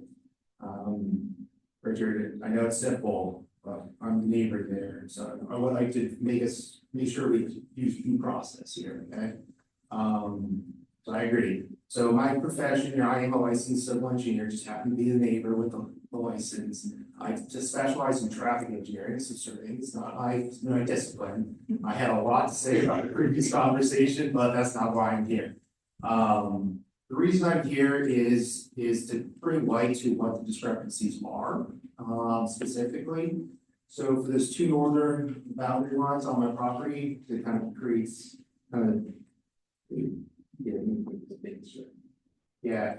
the bearings that are shown on the plans are inconsistent with the bearings on both my deed and a copy of the deed that I received earlier today for the parcel itself. The bearing is the angle on which the line then is drawn at, you know, and it proceeds forward through, and then there's a length given to it to indicate its term as to where another point would start, the new bearing and the new distance. So that angle is what I'm testing, because it's not what's on my deed, it's not what's on their deed. And so that's why I'm here is to contest that. A gentleman brought up earlier about kind of the transparency of the process. And I first learned about this happening back in March when a surveyor knocked on my door. And I was not home, I was at work. So my wife answered it. Well, that surveyor entered a property to take survey points, dug up a point near my mailbox. Here. So really the point that I'm really trying to focus in on is the northeast point. If you were to zoom in there on the plan digitally, it's this point here. And then let's see, here is a driving existing farm. That point, to my understanding, you can kind of scroll to the right, so go out towards Allegheny and the plan. I'm sorry, what do you want? Go to the right so that, I guess, scroll to the left to go to the right to get to Allegheny Drive, where my driveway enters Allegheny or intersects Allegheny Drive. That point there, so my mailbox not shown on the existing conditions is more or less down, like in front of that. And you see these trees back here? So I learned of this situation because I went to the bus stop with my 8-year-old yesterday morning, so 36 hours ago. My neighbor's like, hey, have you heard about a subdivision occurring next to your house? I'm like, yeah, I know there's a surveyor at my house. He dug up a point. I took a look at it, and that's all I know about it. And he's like, well, the plans are on the website. You better go check them out. So after dropping my 8-year-old off at the bus stop, went back to the house, pulled the plans, and my first observation was like, this is not what my understanding of my property boundary is. So went down, pulled the deed. So there's 3 things that I want to bring to light as to why I see consistent. One is the deeds. The deeds don't match. His deed, my deed, or the applicant's deed, my deed don't match the bearings that are used on these plans, which will then be recorded. Okay. The second point that I want to bring up that's inconsistent is that surveyor's hole. That hole is not that location. It's about where I would. The surveyor had to dig a hole to find that, like a monument or a point that correlates to that point there. It's not shown 6 inches from my driveway. I hope that we didn't build my house. I've been a resident for 13 years there. The walls were previous homeowners built it in the 60s when it was subdivided. But I hope it's not right there because my carport, no joke, is like 3 feet from that property line. So that was alarming to me. And so when I saw, like, especially after seeing whether the surveyor dug the hole to uncover a point, whether it was a usable point or not, I don't know. But it was a point that was uncovered that's about the area I would understand my property line being. It's not that point. And then the other point I want to bring up in terms of inconsistency is my experience on the property. So I've been there for 13 years. Diane was a previous homeowner, a generational homeowner of this farmhouse. Her grandfather built it, I believe. She recently moved, which then property was bought. But in all the conversations and all my fertilizing, all my mowing, and talking with her showing aerials of how the farmhouse used to be where my location was. And you know, just talking about how this came to be, it was an orchard. And just all that experience of maintaining my property and her maintaining her property is not that. It's so if I were to draw a line and had the ability to, it'd go from that tree more kind of perpendicular straight out to Allegheny. So we're not talking about like 20, 30 feet. We're talking about probably another 15 feet where I have some like 15 feet of buffer between my paved driveway and what I believe to be my property line. So those are the inconsistencies that I brought up. And Jennifer's been great. But it's been very suddenly that I've been made aware of this issue, and I brought it to the township's attention, the applicant's attention, your township engineer's attention, their engineer's attention. And so what I'm here to request tonight is additional time so that the township, your engineer, the applicant, their engineer, and myself have an opportunity to address this discrepancy in a way that is satisfactory to all parties. A simple answer that talk to my engineer, and they say it's correct, I get it, I'm an engineer. So, but that's not an appropriate, like, I need it formal. I would appreciate, as an owner of this, understand this could impact me and my property boundaries, as I understand it to be. I would appreciate a formal response from the applicants and its engineer. Where you were, Jason, did you just become aware of this within the last 36 hours? Yeah, I think he emailed me yesterday morning or afternoon. Yeah, I think I got it after the PI meeting. I Yeah, don't know if you have any response. I think that's the thing that I'd like to add. Thanks. You're making start. I think it's. I'm seeing. Like was discussed, this is all come to light in probably less than the last 50 days. But I have done extensive work with our surveyor. I'm an engineer, this is a licensed surveyor who's gonna see the plan. He has reviewed it. We've pulled the old subdivision plan from Mount Ann's. All distances on this plan match the distances on the Mount Ann subdivision plan.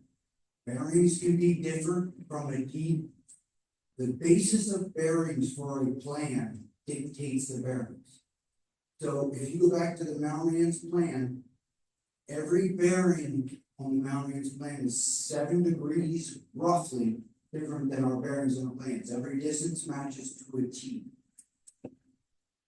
So what I'm saying is, if every bearing shifted by 7 degrees, that's a basis of bearings issue. It's not like just that lot line is off by bearing. That's one thing I want to clarify, that it's not just, okay, one bearing and one sideline doesn't work. The whole thing because of the basis of bearings on the plan.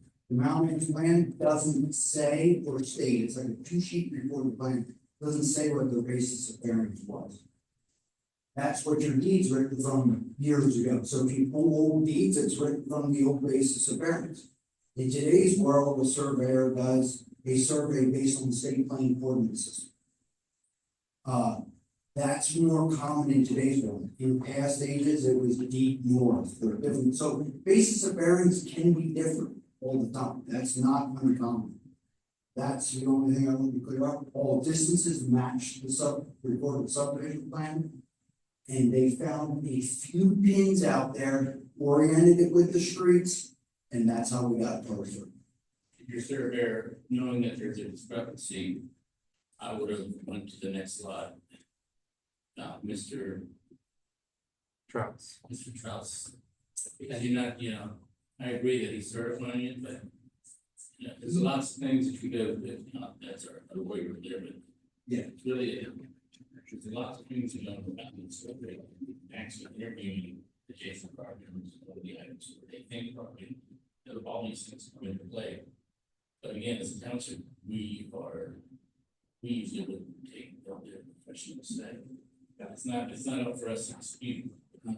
We're not to get involved between two civil engineers and surveyors, because, I hear what you say, I hear what you say. Have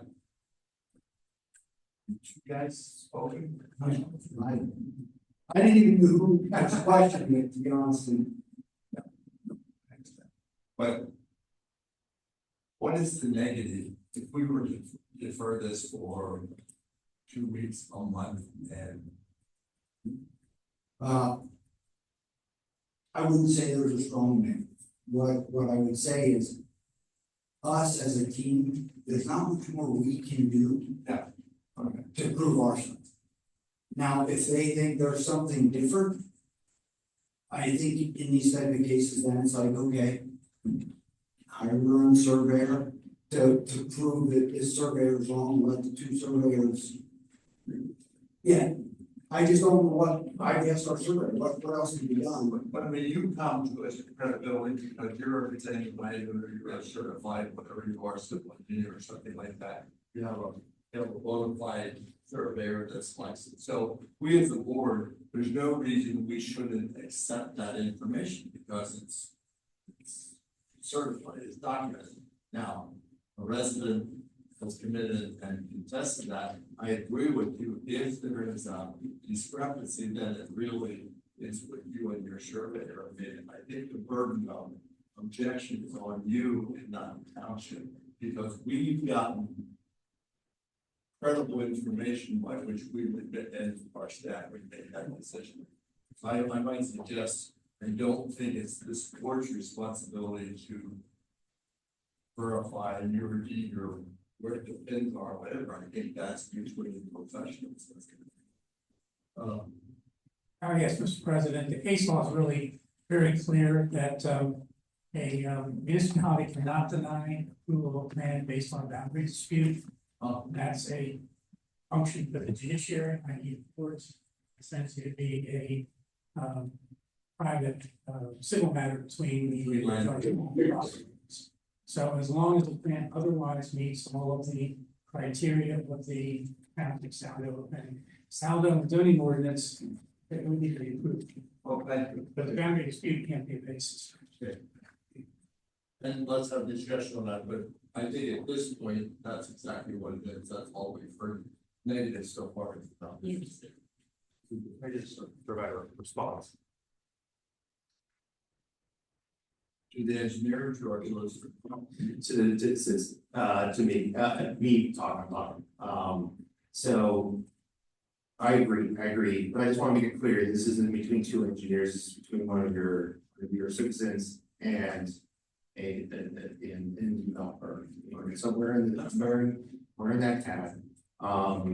And I didn't ask for this. I understand the township's, like position as to where the role is. I absolutely agree with that. I just need you to be good stewards of the process and allow for the process to be fully informed, so that we can have the right conversations. So there's, again, two things I would like to see happen is I would like to see the technical explanation as to how that was done. It is, we talk about datums and things like that.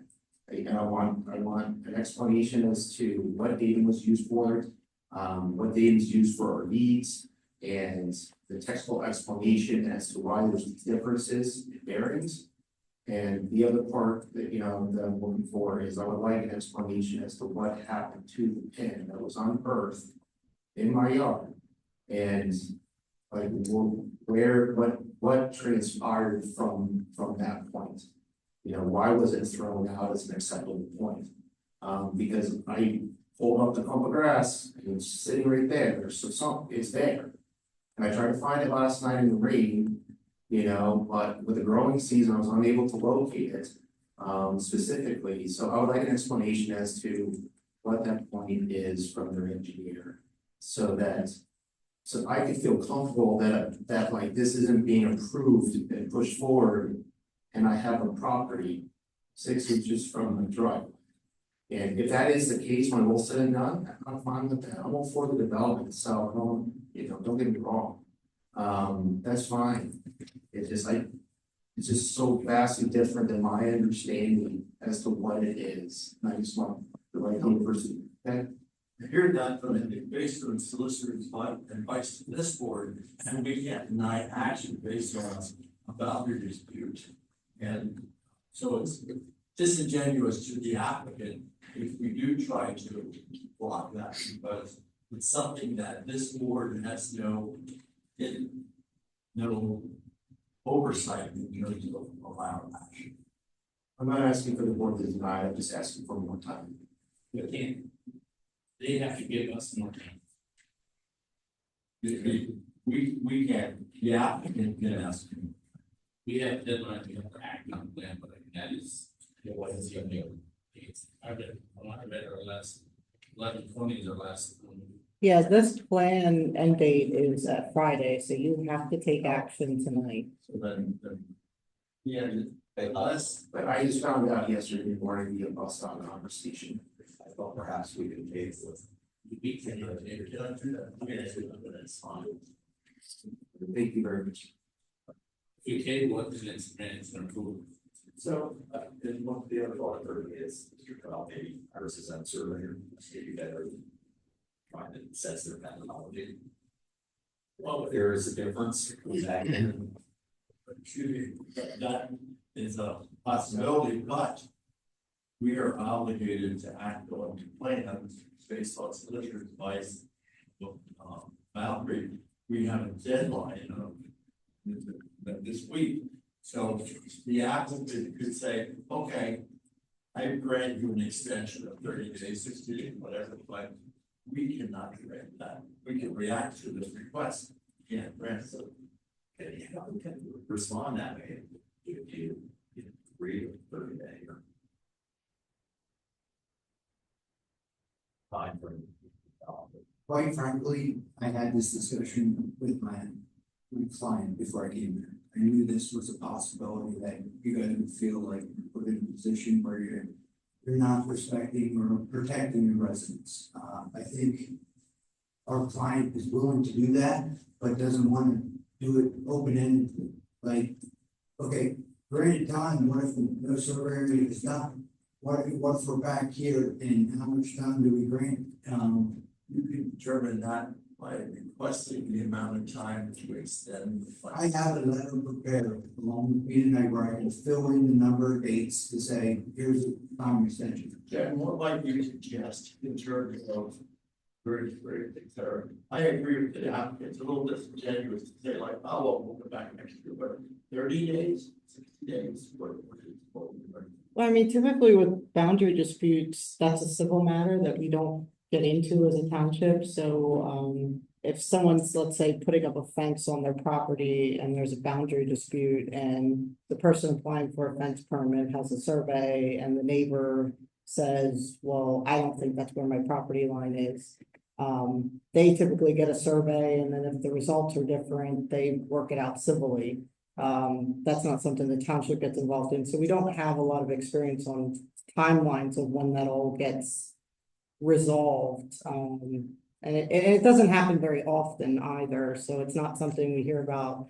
I don't know if 30 days is enough, to be honest. I mean, I guess what's the course of action here between the property owners? Would you suggest, Steve, would it be better for us to act on it and then let the property owners resolve it post facto? If the plan otherwise meets the criteria of the township ordinances and statute, I think the township's obligated to take action, because it's not appropriate for the township to try to address a boundary dispute. That's strictly a judicial function, and the case law's quite clear on that.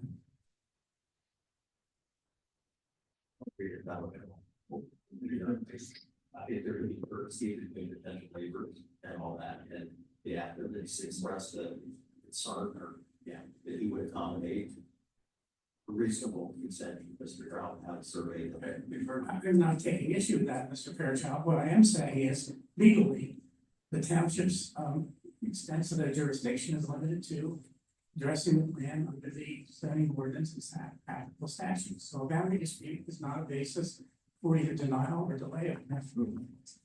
Right. And if the applicant requests or grants an extension, then that's on them, but That's fine, yes. Yeah. The one thing I would say is, if you're thinking of a shorter time period, we're getting into the holidays. So I would be a little hard pressed on like a 30-day time period, because next week's Thanksgiving, you're starting to get into Hanukkah, Christmas, New Year's, all of that. We're comfortable with 30 and this is a product. You know, if we see that it's moving forward and it takes another 30 minutes, I think the applicant would come back in and spend another time extension a month from now. If we see the progress. You certainly expressed a willingness to cooperate, and these are the first so that the janitor can implement his strategy. That's exactly. So then I hear the applicant, offering or requesting a time extension for 30 days. It puts me.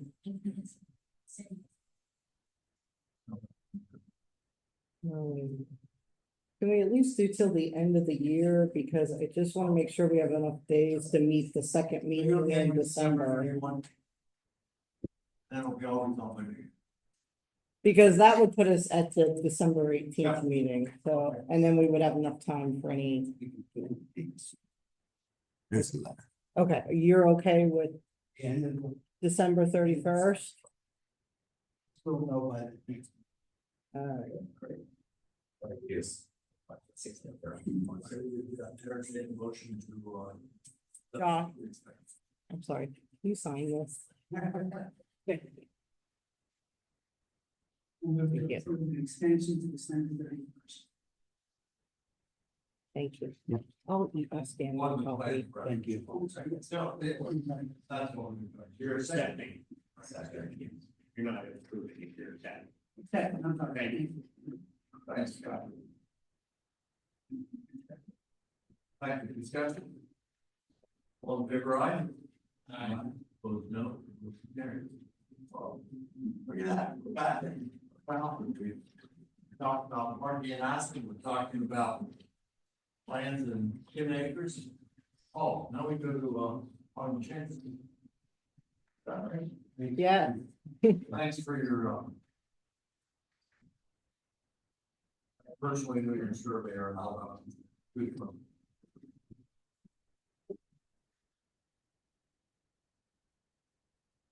All right, next on the agenda is consideration of phase 6 plan for Autumn Chase. This would involve the construction of 36 duplex homes. And this would all be on Sweet Honey Lane in what would be the southern portion of the development. So applicant is here tonight for approval of phase 6. There are 2 waiver requests on this plan, and those waiver requests are the same waivers that have been previously approved on the other phases as well. Yeah.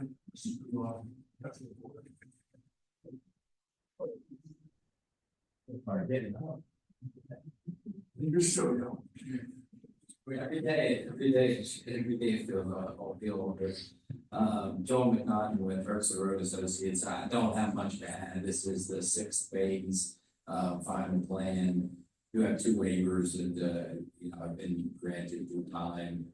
We have addressed all of the technical comments with respect to this plan, so we're down to a handful of administrative comments, which, since this is a PRD, tend to look longer than others, but they're all things that essentially come with the PRD approval.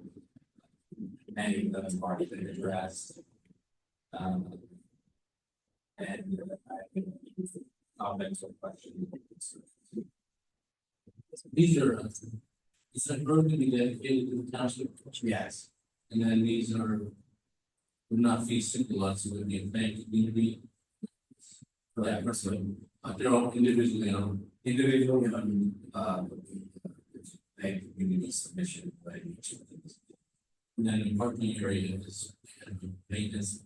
It's like common areas. And then the top area of the association privately owned and maintained by the association. This is the final phase. No, this is the 6th phase. There's still a 7, 8, and 9 to go. Very well. Questions of, yeah. What's the guarantee what phase 6 is? shade or units. It's all duplexes, right? Duplexes, 36. Yeah. Can you explain marketing rationale? That's just so. I'll say I was an hesitation that people are yeah, it's great to one neighbor. And many years later, just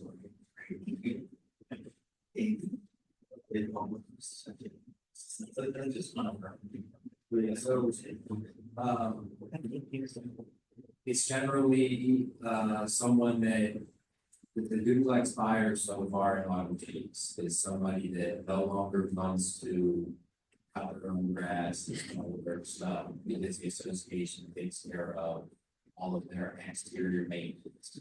But they don't necessarily want to live in a townhome with 500 or 600 acres. So a duplex is sort of that hybrid where they have one other neighbor, but somebody else takes care of the snow, grass cutting, and all of the exterior maintenance. Generally, it's a I Eric would make comments about who buys the unit, but I think we can talk in generalities. Generally, it's the older buyer who's downsizing from a single family. What base range? I think the duplex units that have sold out there so far have been in the high 400s to low 500,000. You're a good businessman, you can survive that industry. All the strengths of it, addressing the need. I just, from the municipal standpoint, see them as being a problem. If the homeowners association, that's really the relationship. So, in a spirit way, to have a single family home. I understand what you're saying about the maintenance. Yeah, that's the biggest, big. Shady, Right. Other comments? Any questions or comments? Entertain some action. Move to approve the waiver requested for section 229C2 requiring contours to be at 1 foot vertical interviews or as authorized by the township engineer. Most controls will be at 2 feet into there. So. Is there a second? Second. Been moved and seconded. Any discussion? Comments from the audience? All in favor, aye. Aye. Opposed, no. Motion carried. Thank you. And we move to approve the waiver request for section 220-10B2B, requiring cross-section details of the right-of-way, carways, sidewalks, and utility mains. The applicant was required to provide cross-section details for the Hertzler Road improvement. Is there a second? Second. Been moved and seconded. Discussion? Comments from the audience? All in favor, aye. No. Motion carried. And to move to approve final phase 6 plan for Autumn Chase BRD Upper Allen file number PZ 2410-9 with the following conditions, and I'm not going to move for you and read them all. And I just say we have a list out of it, everyone likes to run out and see it. Okay, so it's a motion with 7 conditions. Is there a It's second? 7 dishes, see, and you don't want to get me. No. Is there a second? Second. Thank you. Which is 22. Yeah, you're right. That was 7 before. And this the other. That was good start. You saw those, Yes, sir. you're fine with the conditions. Okay. Right. Let's move to executive discussion. Comments from the audience, all in favor, aye? Aye. Opposed, no. Motion carried. Thank you. Thank you very much. Anything else for planning and zoning, Jen? I will note that we do have a planning commission meeting on Monday at 7 o'clock. Anything, else? If not, we'll move into public improvements, nothing listed on the agenda. Sanitary sewer, nothing listed on the agenda. Administration, clearing budget update. Yes, listed as item 6A is the budget update summary, in which I do the general fund expenditures of 1.3 million over exceeded revenues of 500. Most expenses were related to pension OPEB contributions, which are a one-time annual contribution. Yet this year, the 2024 budget is $2 million. Net position of the 2024 sewer operating budget is at $712,000. We start to see an increase in that over the next following months, November, December. We can continue personnel expenses, budget, debt service. That'll start to go down at the end of the year. Any questions with Scott? And Mr. Warren, I'm gonna just say, it looks like short that the general fund is in the best position it's been in the last 4 years. Yeah, I believe it is just above the 2022. Yeah. Some may have that the new commissioners. We're the ones that staff. Oh, I think more commissioners are getting paid than the old commissioner get the question. Thank you, Mr. Cochran, we did it. And full transparency, the new commissioners are getting paid more than some. Not their fault, that's because of municipal, but full transparency. Okay, the budget ordinance, the 2025 ordinance, Yes, sir. Item 6E is the request for commission to advertise the proposed 2025 township budget. Township budget includes over $30 million, $452,000 in expenditures covered across 14 funds. 2025 budget includes no changes to taxes or fees. Once advertised, we'll advertise within a week, and the budget will be displayed at the front desk for 20 days, but we'll also move it to the website tomorrow. And then update some comments as we get to it, so that we have some additional clarity there, but the public should be able to access that one as well as the stormwater budget. It's coming tomorrow, probably. Great. Yeah, we just had Scott. I know you were there. Yes, that usually goes with the approval. Request for approval. And would you be interested in adding a little more color this year? Specifically.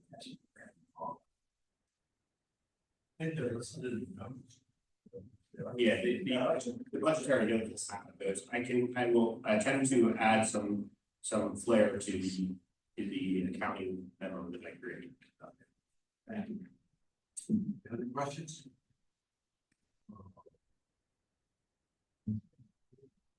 I'll move to authorize the appropriate township official to advertise both the budget ordinances and place a copy of the proposed 2025 budget out for public display. Thank you for this, should be seconds, any discussion? On favor, aye? Aye. Opposed, no, motion carries, so thank you. Scott, thanks, we'll get, I might just mention that, to this point, the budget, preparation and process was very, great. Thanks to Scott and, Alexis and Tim as well as our exact accounting staff, meaning the information was straightforward, and in spite of new commissioners, we got it done in record time, and I think their questions were answered as well. So. Now we're going to get back. Public calendar, it's been before us, the dates of the various committees, commissions, and meetings have been listed. Are there any questions or concerns? I note that public improvement stormwater is scheduled to begin at 8:30 here before it was 8. I'm fine with 8:30, but was that a typo or are we proposing 8:30? Sure. That's fine. I think it could be either, I think we were going for 8:30, you guys give us a little bit of time. If you get things, that works. Stormwater chair, you okay with that? All right. Any other questions? Oh, I'm sorry, this is just, This is just for your information, because we made a couple changes in the file. okay, I'm sorry, well, thank you. But looks good to me, I was ready to act, but we'll wait. And then I wanted to announce also that some of you know that we did, issue an RFP for reclamation of, Bishop Bridge. We received one, response for wrought iron bridge works in Princeton, New Jersey, at about 850 thousand. I don't have the exact number. Perhaps you can put that in minutes to us, put the exact number. So we are reviewing that, legal counsel is reviewing that. Board is, discussing that. So no action has been taken today as to accept or reject that. Okay, moving then to park and recreation. Yeah. So 2 quick announcements. The next Parks meeting will be on Tuesday at 6:30. The day before we usually meet, but we're moving up 1 day because of Thanksgiving. And then one more event announcement is something new we're doing this year is the tree lighting ceremony, which is going to be on Sunday, December 1st from 5 to 7, and that's at Winding Hill North Park. And that's sponsored by Alba Orthodontics. And there's going to be food trucks, Santa, caroling, and I believe the tree is going to be lit at 6 p.m. sharp. Is what I think it is. 5 to 7 p.m. No, that's okay. Flip them. Somebody will, yeah. Well, it's certainly getting dark by now. Definitely, yeah. Hopefully we'll have good weather.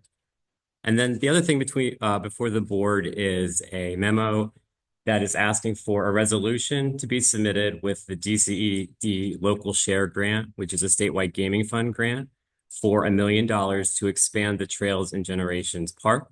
Upper Island Township has been really lucky lately to receive some important grants that are funding some of these activities. And this $1 million grant through the gaming fund is a really good opportunity to continue the trail addition that we started at Generations thus far.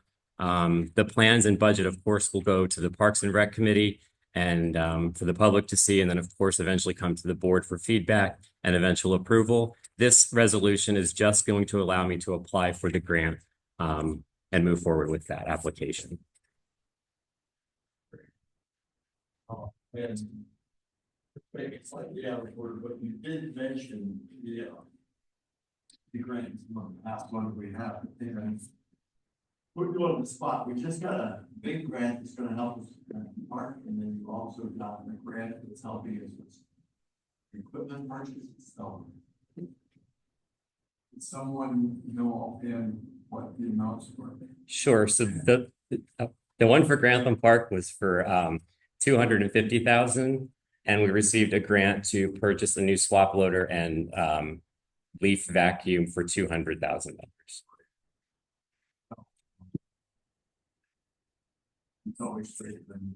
Just the 250, the work going on at Grantham Pond is the pond will be dredged 8 to 12 feet. The intake pipe is being expanded and banks are restored and stabilized. There are 2,600 feet of walking trail, benches, gazebos, and picnic areas, and fishing pier. Yeah. As I read the portion, I'm getting back to my agenda item. I agree we do have some suggested action, and that is to adopt a resolution just to submit the application. I believe it would be 1101. Alexis, is that right?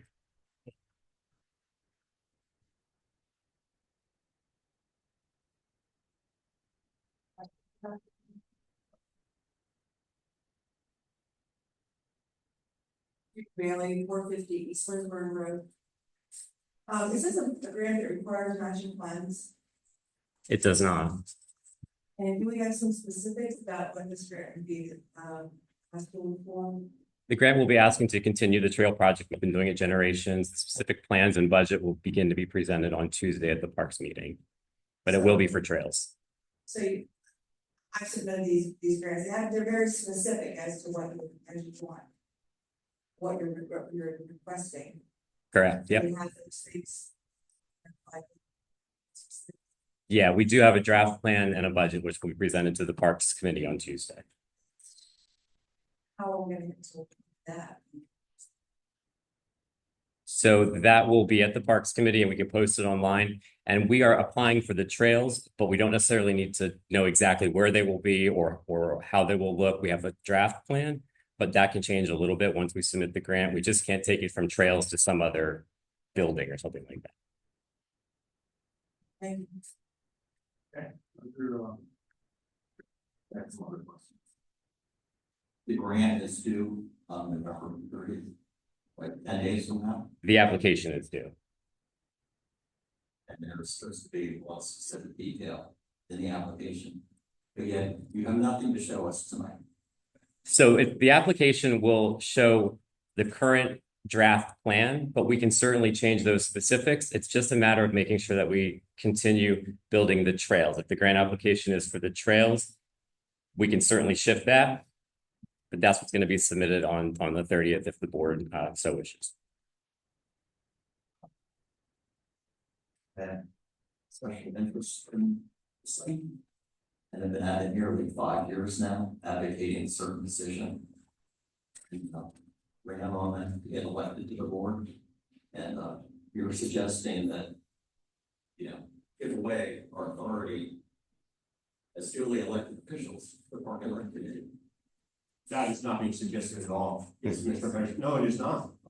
That's the intent, and there's a lot of manipulation going on and no information, and that's not acceptable. Okay, it's disrespectful. And it's unacceptable. So I don't know what scheme is in mind. That's what it is. I assume you're working on this plan. Something similar. Something similar to that plan, correct? And do I exist as a person? What are you trying to do, sir? Sir, what are you looking for here? What is the question? What the current, the dust hasn't even settled on the current. What is the question, sir? What, give us a budget for it. Is it going for trails? It's also going for roads, stormwater improvement, and so. Mr. Fairchild, excuse me, I believe Tim indicated in his earlier response that the specificity and the detail need not be part of the grant application, but the thrust or the major purpose is, he's mentioned several times, it is for trails, and we continue that, and it can't be used for buildings or for playgrounds or something else. So I think, So why do you give me a strong answer? I did not say buildings and so forth. I said stormwater, roadway excavation, and so forth. That is how the majority of the current bid money was used for. Please don't give me a straw man. all right, can you start that? I have Any other discussion? Yes.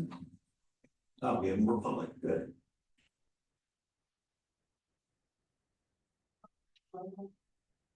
On 890 Coleman Street.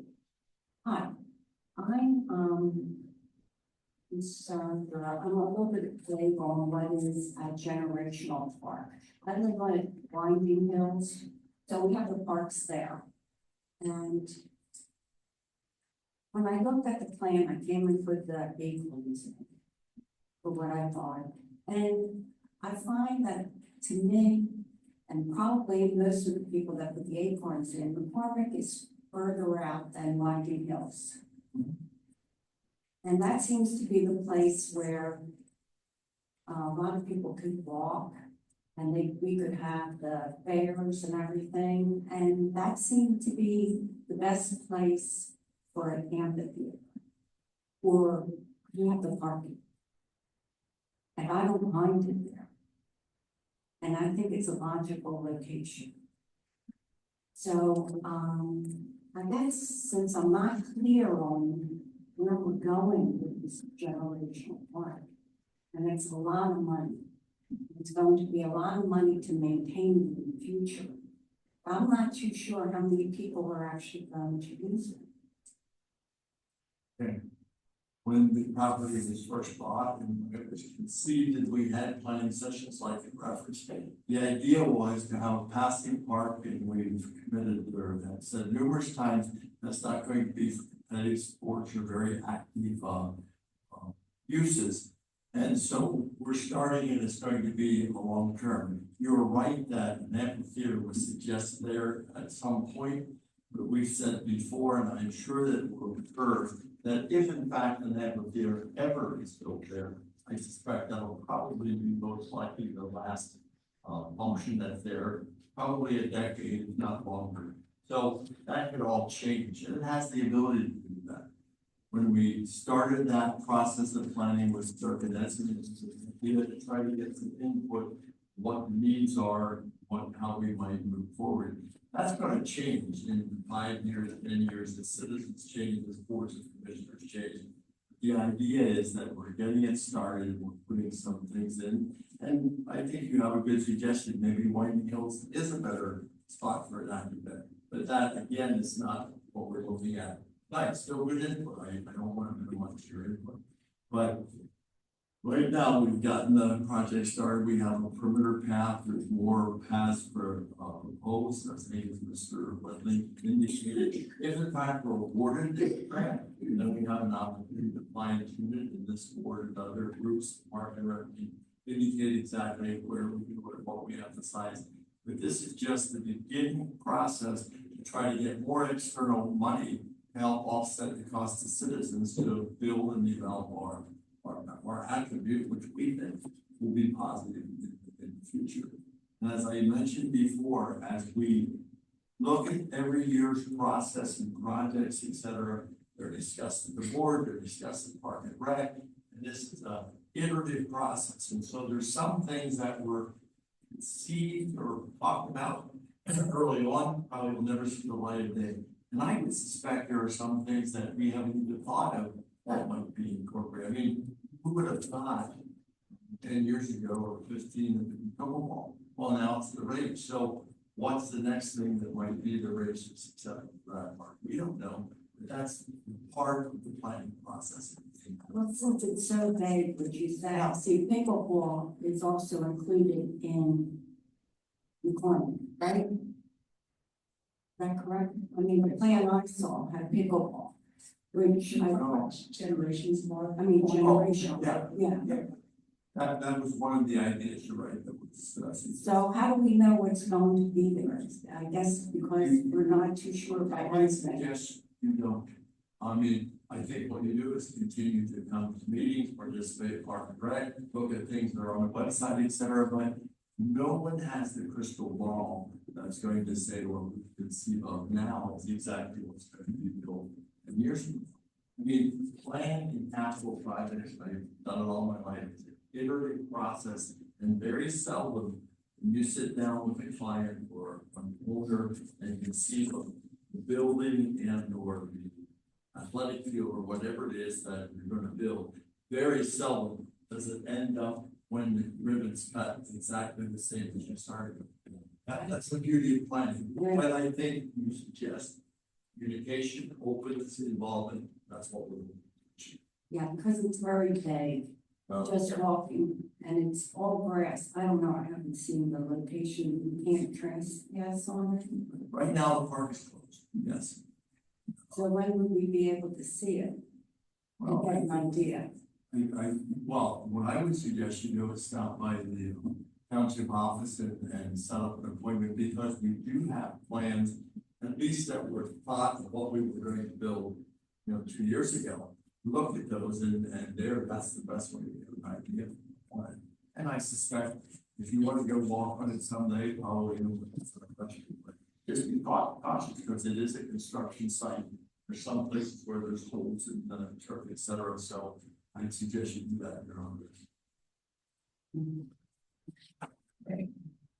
No, but really, I mean, that and there are plans that are available that you can look at. It's down on the website. This plan we're operating under is not on the website. The terminology I know was it's not an approved plan, which strikes me as legal fiction. And this plan or something like this, and it's already on the engineer's computer, it's already available, we're just not going to show it. That's submitted, you know, with this application, it seems like, you know, fraud. Any other discussion? There's a lot of discussion, and but you control the agenda and you never permit the discussion. We've had months to talk about the next phase of Generations Park. What about the sand career? How much parking? Benefits of pocket parking versus parking lots, streets and asphalt, and it never happens. Eric, you can for one and why. You were, I like the chair, you're a good chair on that, but not to rule out and prevent discussion. Eric, when have I ever run a public meeting that I have not allowed anyone to speak? You won't let us speak, you just don't listen. Yes, But to suggest, this is not on the website, Mr. Manager, correct? I don't know what you're, This in front of me. I can't see it. You wanna bring it over to me? Mr. Gates, you wish to speak? Actually, I asked Jennifer to put up on the projector by email earlier, or Tim. When did you ask me that? I sent you an email earlier. What time was that email? I didn't get an email from you. Somewhere there. Okay, all this was at 4:30, we might have been at dinner. Yeah. Bureaucratic meetings. I'm sorry, I don't have an email. Excuse me? What did you just speak about? Bureaucratic meetings. Oh, and disrespect to an idea and the neighbors and the residents of the township. Okay. I'm controlling the meeting. I ask for the resident to speak now. Do not lie to residents in this process. Good evening. My name's Mike Getz. I live at 1117 Plymouth Road. I'm just wondering where in this process, the grant application process, stormwater considerations are addressed. Is it part of the application that you make? Yes. My concern is that stormwater that was implemented on the existing stretch that they are paving now, it is so commercial. It blows me away. I have not gone on the property to look at it, but I can see across the ravine one outlet from the stormwater basin. I mean, it's a concrete culvert with a pipe dumping water onto our property. We fought for years to get that pipe off of our property. It's been dumping water on the property for years. It's caused erosion. And you know, we're so convinced that the township owning this property and developing the park, that stormwater would just be so much better. And really, it's just so commercial. I'm just amazed. I was thinking, you know, that corner of the park where we're supposed to have a bird watching area. I thought, well, that'd be great. They can combine stormwater basins and be a nice meandering grass waterway. Maybe there's a little pond down there to attract the birds. And from what I can see, it's just dumping water back in the ravine. Why don't we hold water on the site as much as possible and using it properly? I mean, I'm really confused by this. So I want to know, how can I have input for the additional trails that are going to be paved as to how the stormwater will be handled for this? That's fair, because you talked about stormwater previously. And I'm not aware of the specific concern that you're talking about, but I'm sure that staff. We hear you, Mike. It's so frustrating. Okay. I mean, it's so frustrating. It's unbelievable. So on a related issue, did I just hear you say that it is possible to go on the property if we're careful? Because I would love to see the rest of the stormwater that's been built for the section that they're finishing. Right now it's closed, but I think we don't have admittedly an active policy of when we're going to open it or exactly what we're going to. I know, but can you give some consideration to adjacent landowners? Yes. I'd be happy to go out with anyone on this board, anyone on the staff. I would love to see the existing stormwater. Pardon me? Duly noted. Well, what does that mean, Brian? Mike, you can contact Chad Krebs, he'll send on. But I should contact him. Yes. I would appreciate it. Yeah, but just keep in mind that we're not gonna spend like the whole day. I understand. But as long as we have a good window and everybody's professional about it, there's no issue. So it would be professional. I have no doubt. I would just love to see what else has been built in one spot. I see, I'm just. Yeah.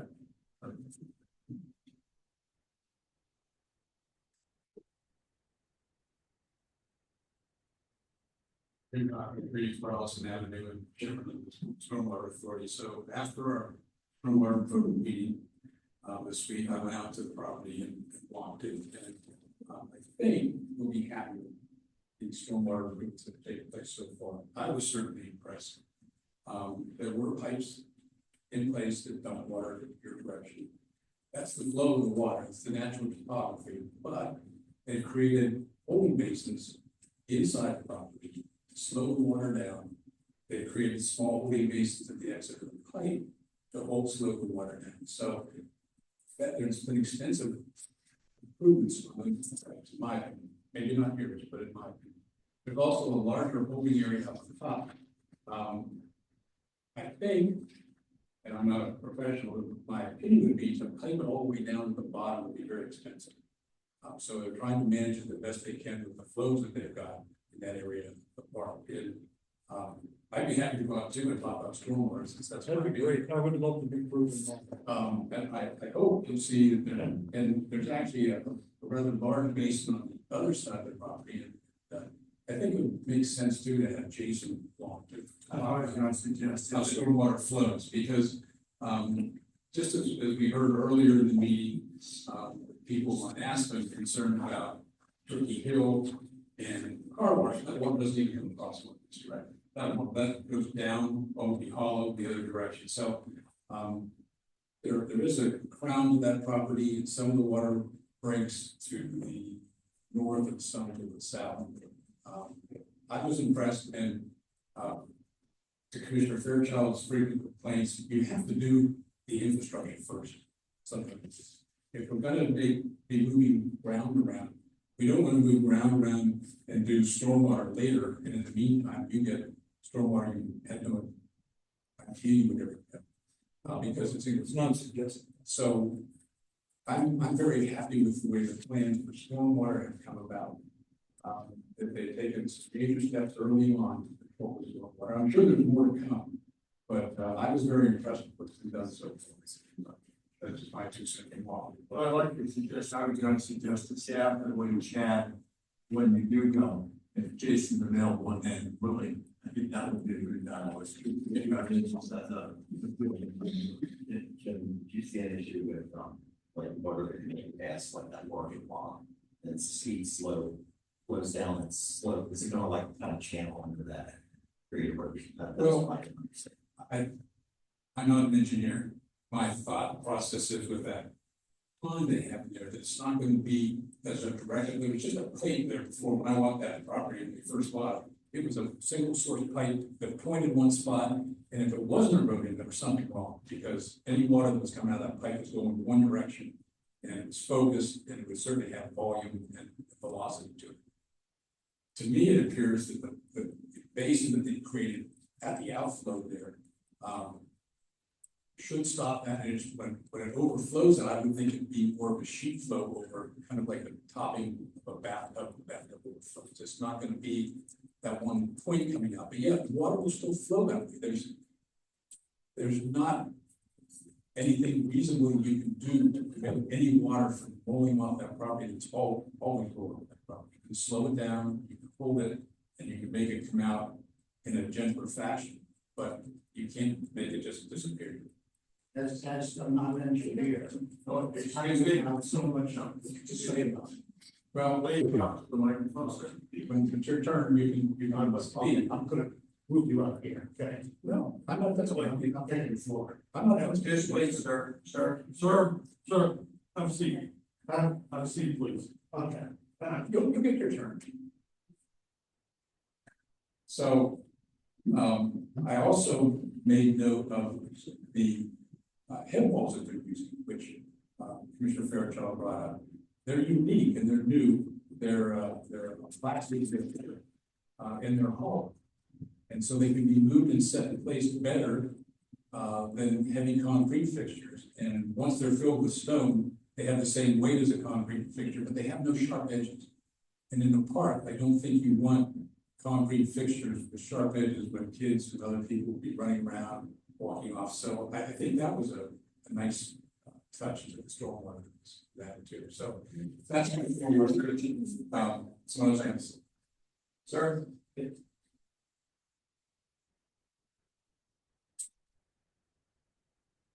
It's James Michael at 890 Coleman Street. As the gentleman spoke, not being an engineer, he certainly could point at his problem and say he has it solved. I don't think that's the way it's supposed to be done. What did we bring? This gentleman stood up here, they said, committed that he was not an engineer, but had all the grounds to know that the water is going to flow properly. I think, sir, what I heard was he, as a stormwater authority chairman, and having walked the site, was just addressing Mr. Guess's concern, which are real, and he was suggesting he thought that it appeared like there were improvements and things were going to get better. Does he have the right to walk the site? Yes, he's elected stormwater authority chairman. But I never heard him say the issue was solved. I think what we've been saying here before is we recognize Mr. Gibson's interest as an adjacent landowner, and certainly we don't want to disadvantage his property and his livelihood, and have offered ways that he can observe that and maybe interact with our engineer. So I think we're having a decent conversation, sir. Well, I'm not denying that. I'm just saying, and the whole thing is with this whole project going on, it's all based on grants. It's going for grants. What's going to happen the day when grants stop? We have an administration down there now that who the heck knows what he's going to do. He could pull the plug on all that extra money. And now we have a piece of property half finished. And no, I would, well, you're entitled to your outlook. My thought is, if we can get external money in addition to our own township funds, yes, we can do it faster, we can do it more good. If the grants dry up, which I hope they don't, but who knows, you're right. If they dry up, then it's going to mean that we just build it much slower, because then we'll have to depend more on our own resources, but. All right, well. But your thought pattern is correct, whether it be for road paving or any project, to the extent that we can get state and federal assistance, Well, grants are important, but with the fluctuation of money in the future, who knows? Right, let it go down to the next, So maybe access to the state as well. Yeah, That's nice. we just don't quite know the future of this thing, so. All right.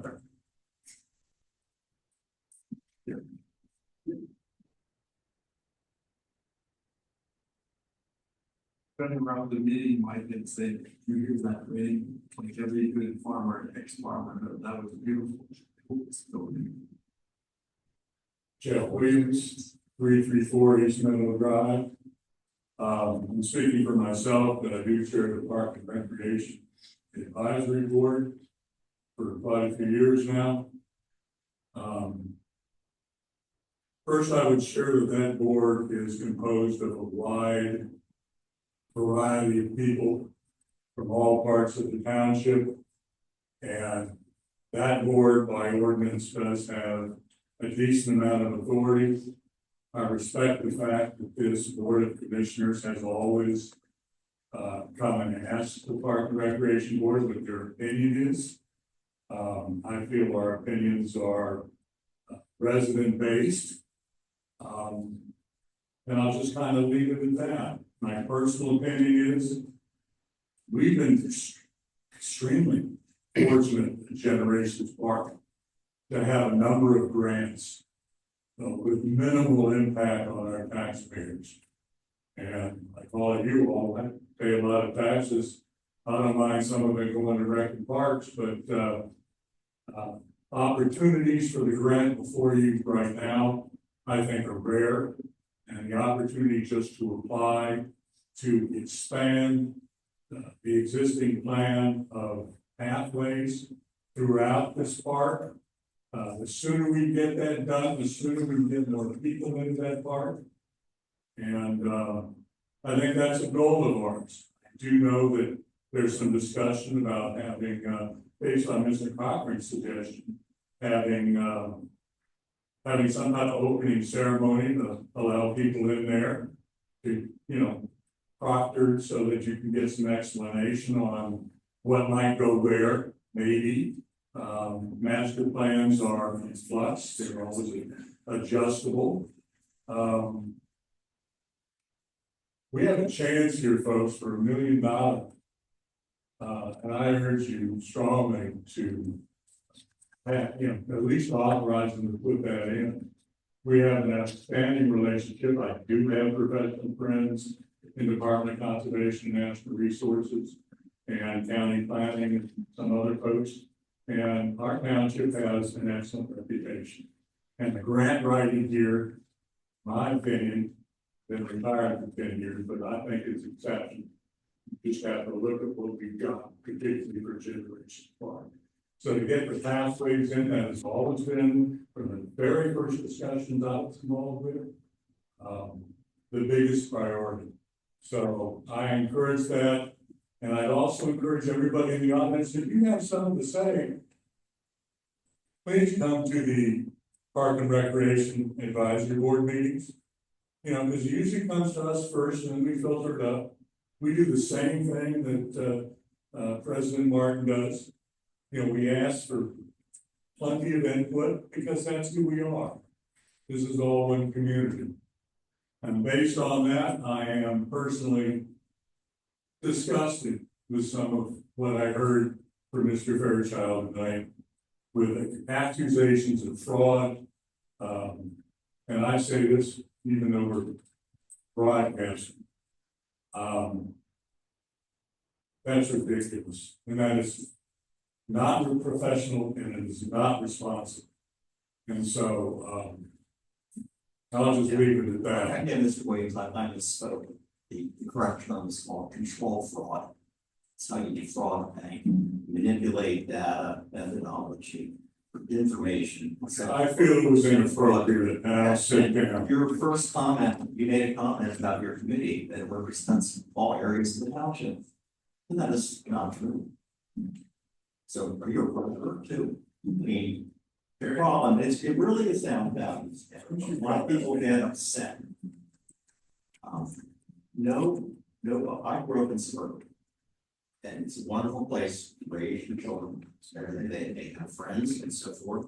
And then you get older and you appreciate nature and you want to make a change. Your kids are older and so forth. And you move out to a beautiful area. And it's a different set of values about nature. And your committee, no one on the Park and Rec lives in any of the rural districts or agricultural districts of the township. So that's fine, no problem. They all live in the suburban areas and have that mindset, which is okay, but you need to recognize it and maybe in the future as the vacancies come up, try to get. Volunteers. And all of you ever suggested was following the original Johnson open space plan in 2016, which suggested we would ask for acreage, the number out. This was before Mighty Hills got. And then Dirk Edson, the township bought the farm, which was a wonderful move, smart, a good thing. Dirk Edson, wanted to go master plan and utilized the input session and came up with the most advanced plan. So, but just wanted to clarify that. I think I'll just let it go. I think that's the best thing. But I would like to go back to Mr. Frazier a moment, and he's seen that document now. I'm gonna make one more comment. What's that? I'm done speaking tonight. I don't think it's not on the website. I don't know.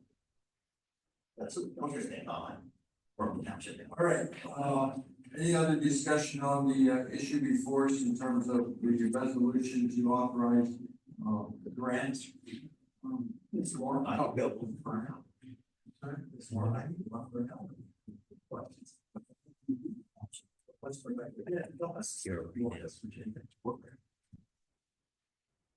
Sure, if I could just back up a little. So I'm a slight disadvantage with the job because I couldn't see what drawing you were showing, and soon that was the CS Davidson, and he was this, double the bottom. Okay, start going down. Okay. Sure, so, one of the things I went on was the idea that perhaps, we should be looking at something more in line with these suggested a residence base, in what such as the very next one, which I consider to be something that complements itself. I'm only going so if we get back to the grading application framework, so I guess my point is I'd like to continue to advocate about this, because that's how it works. But it's not going to stop me from advocating for something. So getting back to the application though, so the CS Davidson plan was submitted along with the grant application. Is the money would go toward just the trails that were on so has the CS Davidson plan been altered prior to submittal to prior to considering for inclusion of the grant? Has there been any alteration? I just want to know, is this the fact that this hasn't been altered prior to your consideration of using it?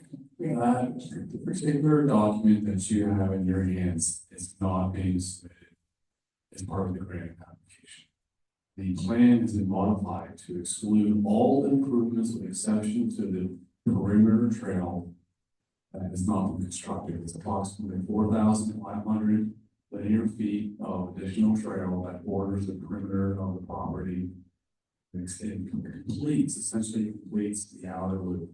There is no additional access roads, there are no additional parking lots, there are no additional improvements beyond trail construction. It's just the perimeter. Which has a perimeter. That's correct. Nothing. Yes, actually 100% perimeter trail. Is there been any consideration of modifications to that to consider possibilities of transition from ADA compliant unpaved trails to these steeper slopes require paved trail?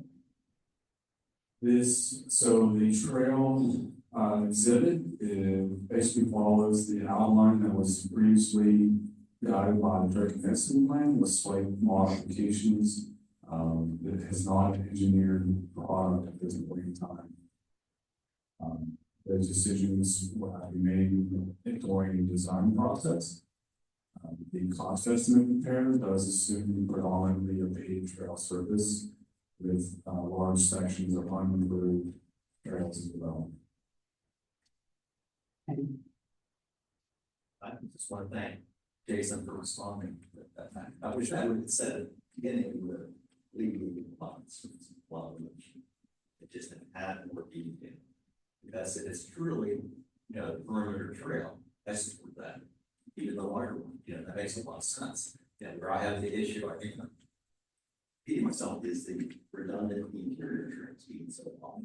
One get unnecessary use of asphalt in those areas. That's not the case, then, I support this as well, the application. Obviously, it's already an issue. This isn't aimed at you personally, it's a reminder to all we as boards. We get agendas, we get staff support materials, we get all kinds of documents beforehand. There's nothing preventing us from getting that clarification before it comes to. Okay, there's no other comments on this.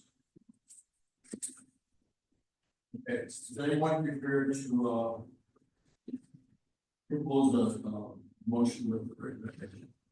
I'll move that the board act to adopt resolution 1101 and give authorization to the appropriate township official to sign and submit the DCED grant application.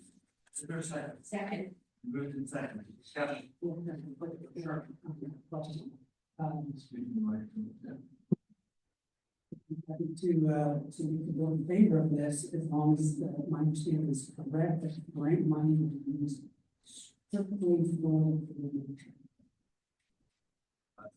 With, there are provisions for additional stormwater improvements to be included to offset the impact of the additional pervious area as well. It's also a portion of that cost. But that's related to the perimeter. So, got that clarification, but the intent is. Other discussion. It's like still being that one. If you're like check on building, like it's Any comments from the audience? Ready to vote, all in favor, aye? Aye. Let's go. No. Carried. Let's see.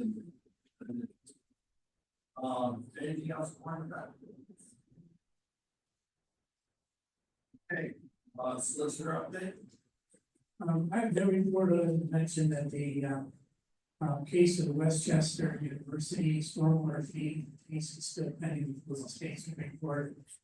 Briefs have been submitted and very soon there'll be a whole argument. Maybe not get a decision. Nice collection of wisdom.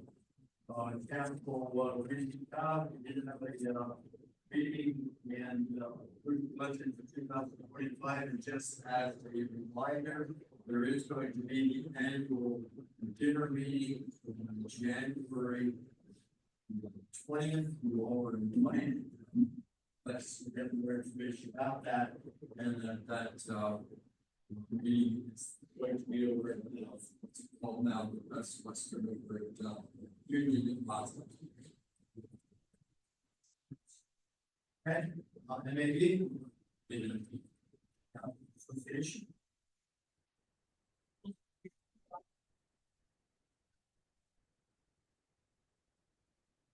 You have the public comment? We will have the executive session to discuss again legal advice and clarification of an issue and no action. So with that, thank you, ladies and gentlemen, for coming and